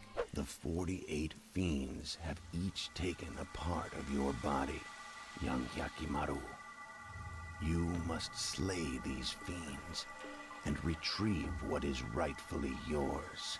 It isn't until Hyakimaru reclaims his central nervous system does the game give you controller vibration. Yeah, the guy has no sense of touch, so how do we convey this to the player? We take away the one thing that interacts with the player in the physical world. It's such a creative approach to storytelling that only a game can accomplish. This didn't even cross my mind until I got it back and felt the controller shake for the first time. It took me by surprise, the same way experiencing the sense of touch for the first time must have felt for Hyakimaru. You can thankfully turn it off if you want in the settings because controller controller vibrations suck 97% of the times in games, but I really cannot gush enough about how cool and creative this idea is. Whoever thought of this needs to be working with Kojima, because who knows what those two could be cooking up if they were locked in a room together. Though, while these aspects are really cool and lend themselves to one of the most unique experiences I've had with an action game, there are sadly others that are actively bringing the gameplay down for large parts of this game. It isn't until you get one of your legs back at the end of Chapter 1 do you unlock the ability to sprint. Now, that may not sound that long, and maybe my playtime was longer than the average player because I'm going over all of the levels with a fine-tooth comb trying to find any secret that I can, but I reached the end of Chapter 1 3.5 hours into my playthrough. Part of this is because of the level design of this game, which pre-getting sprint is definitely adding time compared to after having it. The levels of Blood Will Tell are very similar to the Berserk PS2 game's levels, overly large wastelands that you have to trek through while fighting never-ending hordes of demons. Chapter 1 feels like one of the largest levels of this game, with only the final chapter feeling more absurdly big. So before you finish this chapter, you just have to slowly walk your way around from one end to the other. And the story is certainly going to be making you get your steps in for the day. Once you do get the sprint, traversal does become less daunting, especially when you have to backtrack, but at the end of the day, these maps do not need to be this big. The parallels and comparisons to the Berserk PS2 game don't stop with the unnecessary size of the levels, but also with how I found myself just running past enemy encounters after a while, because if I stopped to fight every single little enemy that spawned in, I felt like I was never making progress. The game really should have implemented a begin from this point style replaying of levels. There are so many save points that if you could just start from one of them or at least warp to them, it would cut down so much on pointless backtracking, instead of like it is now where you have to start from the very beginning of each chapter. So if you have to get to something at the very end of the map, then you have to go possibly miles. For the longest time before I went back and tested it on a fresh save, I also believed that the dodge was tied to getting the left leg too. This is not the case. You have it from the start, it's just that the game does not tell you about its existence at all. You have to be in strafe mode while holding down L1 and pressing X while pushing the left analog stick in any direction. Why the game does not mention this in its tutorial or menus is beyond me and actively changes my perception of the game. It turns out that they do mention this in the manual for this game, but seeing as it has now become a $400 game for some reason, so unless you hunt down the PDF on the Internet Archive, you aren't going to know this going into it without prior information of its existence. Originally, I was going to complain about how this hurts boss fights because before you would have the dodge, you could only run around them, making the fights feel reminiscent of the Berserk Musou game, rubbing your stick on the leg of a boss until they eventually fall over while not reacting to you at all beforehand. There is also no block or parry to my knowledge, so this also adds to the disconnect when fighting a lot of bosses. It also hurts the scripted segments where you are fighting humans and must perform non-lethal combat. This involves strafing your opponents and hitting them on the back with the dull end of your sword so you can deal massive damage and knock them out. The lack of a block or a parry when you can be fighting 20 dudes at the same time easily results in you getting stun locked to death. The camera for this game is the same as a few of the games we've covered previously, like Gungrave Overdose, where you move the camera with the right stick for slow, awkward panning before it snaps right back into place behind the player character when you let go. Like with Altered Beast, you're mainly going to be recentering the camera by tapping L1. Because of this camera's implementation, it makes the platforming in this game be really annoying. Thankfully, these segments are few and far between, but I always felt that I never had good depth perception when having to do some of these jumps. The last complaint that I have before I want to start talking about the combat of this game is some of its lack of clarity at times. So as we've already gone over, the main objective is to kill the 48 demons, meaning we have 48 boss fights, though it's not actually mandatory to do this. Obviously, you should do this because otherwise you don't get the true ending and aren't at your strongest, but the only mandatory ones that you must fight are the bosses on the path of the main story. It's usually 2 or 3 for each of the 7 main chapters. The rest are all optional, with a bunch only encountered on replaying levels and backtracking. Thankfully, replaying levels just dumps you into the sandbox of said chapter and does not make you redo any story objectives. The issues start when it feels like a total crapshoot to get some of these demons to spawn. Some are pretty obvious, like you see this ledge that you can jump from with a pressure plate that you could press down like the one you did earlier. When you see that it does not react to you standing on it normally, you can put 2 and 2 together. But then there are others like the Forest of Chapters. Wrong thing. This ended up being like one of my favorite Fiend fights because it's such a unique design and like way of attacking that like it sticks out, where it's like, oh, it's the only one where it's like you gotta press a button to summon him, and then boom, here he is, and you're getting your ass kicked. And I'm like, oh, hell yeah, this is a great fight. A pressure plate that you could press down like the one you did earlier. When you see that it does not react to you standing on it normally, you can put 2 and 2 together. But then there are others like the Forest of Chapter 6 where you have to destroy these specific statues. This is 100% where Itsuno got the idea for that shitty Forest of Illusion, or whatever the hell it was called in DMC4. The DMC4 one's not even that bad. The thing in Dororo absolutely is that bad, though.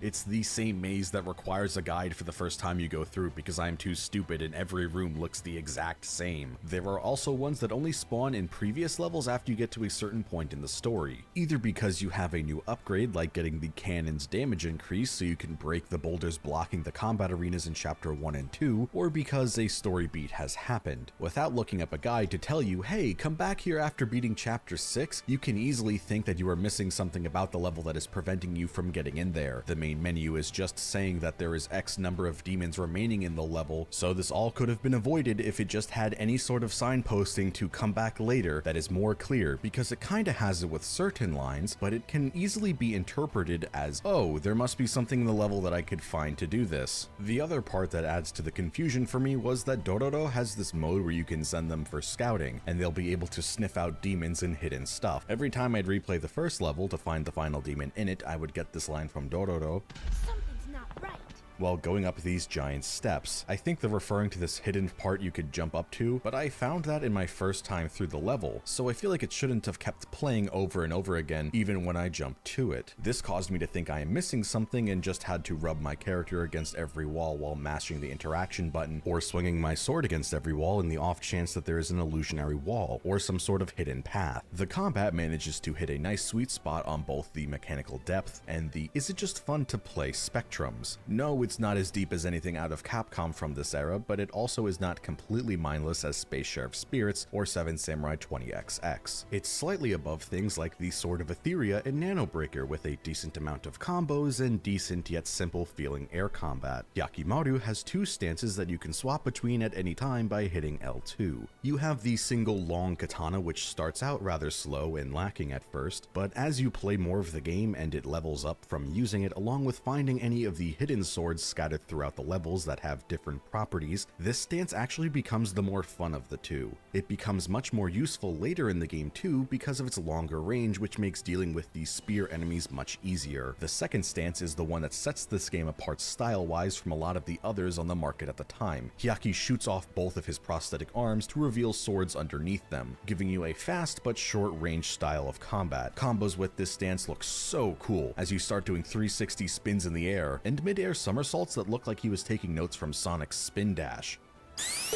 This stance also gives you a gun, which is very useful versus some of the flying enemies or enemies with annoying hitboxes like the fire wheels. I don't know what it is about this enemy archetype, but they are so frustrating to fight in every game they are present in. They're so annoying in this game when you have to play as Dororo, and your punches are so short range. It just feels like bullshit trying to fight them. Your other ranged projectile is your leg cannon, which I mentioned earlier. This functions like Guts' arm cannon, where it's a great way to deal big damage at a distance or clear out bundles of enemies that would otherwise stun-lock you if you tried to face them head on. Unlike Guts' arm cannon, this has an ammo count rather than being on a meter. When the meter under your health bar is full and glowing, you can hit square and triangle at the same time to do a super move. You start out with this massive spinning AoE attack that gives you invincibility frames, which is good for dealing huge damage to bosses while dodging some of their bullshit attacks and grapples, but also with dealing with large hordes of enemies. Hidden throughout the game are these scrolls you can pick up which give you other super moves, so definitely make sure to break environmental objects whenever you see them, because you never know which one is going to be hiding an incredibly strong game-changing super move. The last thing in your arsenal is holding down triangle until the sword explodes with a shimmer and stabs an enemy, initiating a QTE sequence. The more prompts you successfully do in the time limit and hit triangle again will give you both this super stylish looking execution screen, along with giving you much needed rewards like health items, ammo, and these green little orbs which if you collect 100 of will give you a 1-up. If you mess this up at any point, the sequence will end and you will get get no rewards. But there is nothing stopping you from just doing it again as long as the enemy didn't die, and you don't get hit by any of the other enemies around you. I don't know what it is about this QTE, but my brain is just not wired to be able to competently do this to get this above 16 button presses successfully. It's simply too hard for me, and boy, is that going to come and bite me in the ass later. As I mentioned earlier, there are segments in this game where you get to play as Dororo. Think of these as the Clank segments from Ratchet & Clank 1 and 2. Most of these remind me of the jail sequence from 2 because like Clank, Dororo is sneaking through tight areas that Yakimaru would otherwise be unable to get through. Their combat is better than most of these type of playable buddy character segments. Dororo's uppercut is cleaner than some Street Fighter characters, though like I already complained about with the Firewheel enemies, your range is lacking for some enemy teams, feeling bullshit to fight and not designed for Dororo at all. You do have the ability to throw items, but most of these either suck or should be saved for scripted sequences. The only thing that you should know if you plan to play this game after watching this video is that during the Dororo segment in the prison, make sure to reload the save if you do not open one of the doors with the sword behind it. It is the only time you are able to acquire this sword. If you try to return back to this area later, you simply cannot get it. It is one of the few, if the only one that I'm aware of, that is a timed event in this game. This special sword is one of the two that I feel like is mandatory if you want to fight the true final boss and not have a hard time. If you end up missing this one, it sucks, but it's not the end of the world because there's always the second one you can get, which we'll bring up later. The reason I say this is because the true final boss can be a real ballbuster. I knew going into this playthrough to expect the worst because when I was making the backlog list of all the games I plan to cover for this series so viewers can play along, the top review for this game at the time mentioned how this was one of the worst bosses in the genre, and it certainly has all of the qualities to be agonizing like the Altered Beast final boss, since they are both multi-phase gauntlets with no checkpoints, absurd damage, and the worst camera in the game, but there are a few things you can do to mitigate potential headaches. I was stuck on this boss fight for a while and was only really able to beat it because I consulted this game facts guide and watched this one boss rush video on YouTube to see how people were actually combating this thing. Before going into this boss fight, I think it's imperative to make sure that you have as many 1-ups and cannon ammo as you can get before going into this fight because you will likely need them simply because there is a lot of unavoidable damage and the camera isn't the best during this fight. Those blue projectiles that the boss shoots at you in the first phase, if broken before they hit you, will drop cannon ammo. The stone pillars in the area can be broken and contain healing items, but the boss's large swings often break them and cause the items to time out and despawn before you ever need them, or even realize this happens, since it's off screen in the boss camera mode keeps your view centered on the beast. During the second phase, go to the right and try to be parallel with the fingertip of the top right arm. This was roughly the sweet spot where I was able to consistently be able to swat the sweeping arm back without taking any damage. It's not easy and it's going to take some time to get the timing down, so do some trial and error in this segment of the arena and hope for the best. You are probably going to want to turn off the boss camera during parts of the third segment where it is just shooting this beam forward so you can get a better path towards the tail, and make sure to use the super move right before it grabs you, or else it will throw you into that beam for guaranteed damage. For this segment, it is probably best to switch to a sword, which might do less damage than your best sword, but builds super meter much faster. That way you can get multiple supers off on a single attempt on the beast's back. The final segment is easily the worst one and almost made it so I could not beat this game. This phase starts by the boss flying from outside of the arena directly at you, and you must do the triangle charge stab correctly and then do a combo in a rhythm where you aren't too slow but aren't too fast, since each hit pushes the boss's head back, meaning that you can miss if you go too fast. It's very frustrating and difficult to time both parts of this because you have this terrible depth perception with the forced camera from the boss camera mode, which you cannot turn off here for some reason. The only instance of this in the entire game, by the way. Once you successfully do this, its heart pops out, which is holding Dororo hostage. You then must do the QTE attack you've been doing all game for a super cool, thematically pleasing 48 slashes, representing the 48 demons you have killed. Now you may remember what I said earlier, that I am terrible at this and struggle to get above 16 successful hits. To kill the final boss, you must do a 48 button QTE sequence with 0 mistakes and no assistance. I simply could not do this normally, and it is why I said to not miss the Sword of the Twin Clouds when playing as Dororo in the prison. I sadly did, because I did not consult a guide until I was stuck on the true final boss and had no way to get it. I don't know what this sword does, but I assume it might skip the QTE based on the item description included in said guide. Thankfully, the second sword is just sitting in the final boss room of the previous previous chapter before unlocking the true ending. This does mean you have to run through the largest map in the game, which can take easily at least 15 to 20 minutes without even fighting any in every enemy you encounter. The blade you get here, the Sword of the Eighth Cloud, is the only reason I was able to beat this boss, because not only does it slow the QTE down, which I still managed to screw up somehow, but it saves your place in the QTE, so if you redo the Bull Rush segment without dying, you can just pick up where you left off, which is what I did. I got up to 21 slashes the first time and then got the remaining slashes the second time to finally beat the game after struggling on this boss for hours.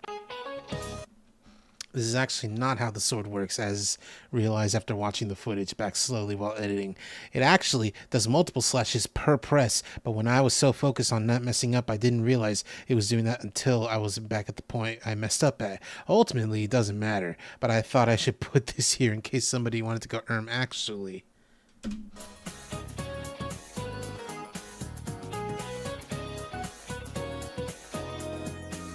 I'd say that Altered Beast, Shinobi, and Nano Breaker still have more annoying enemies based on what we've covered so far, but without the easy mode sword and figuring out how to abuse some of the jank of this game, it would be right up there with those three. Once you beat the game, you unlock Dororo mode, which is a time trial segment where you can play through repurposed main story levels trying to get collectibles before the timer runs out. I did not find it all that enjoyable, but it's cool that it's there to begin with, and it does allow you to unlock some really nice concept art.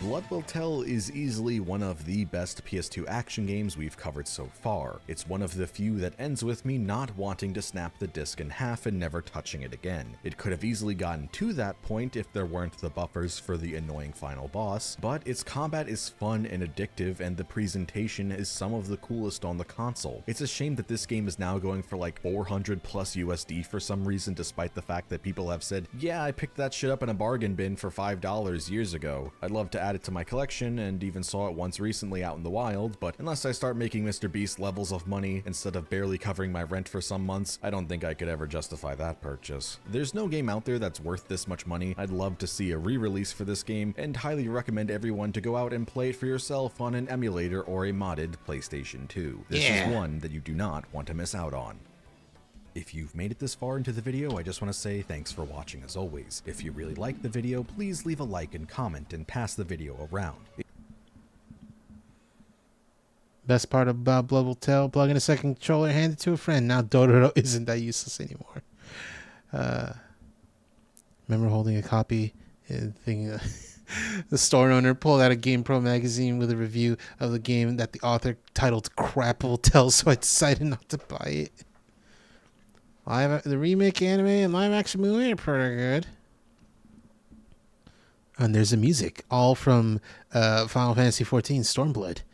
You got the open box Amatsukaze, Gates of Moon, my favorite, Deception, and from the Dragon's Wake. I heard 48 boss fight comment and immediately I knew I had to get in on this. Sword of Twin Clouds is the same as the Sword of Eight Clouds. It just doubles your slice per hit. You didn't miss anything as long as you have the Eight Clouds one. Oh, the things I do for a Berserk game with Miyazaki as artistic director and Itsuno as gameplay director. Full-fledged game with covering everything up to the end of Fantasia. Never imagined that a Dororo game existed. Love the anime so much. Thank you, CheezVT. Oh, Kidoki. I guess that's just going to be it for the stream, because I got to get stuff ready for getting out of here and then going to dog sit. I gotta clean up my room a little bit, because I know my grandma has this thing where it's like I leave for a few days to go someplace, and she's like, I gotta clean the room, and like, you know, just Just pick up some stuff. Just pick up some stuff. All right. Anyway, whoever came by, thanks for coming by. Tomorrow's more Shovel Night, so that's gonna be cool. The end of normal Shovel Night. Anyway, that's it. See you later. Take care. Bye bye. See you at my mom's place.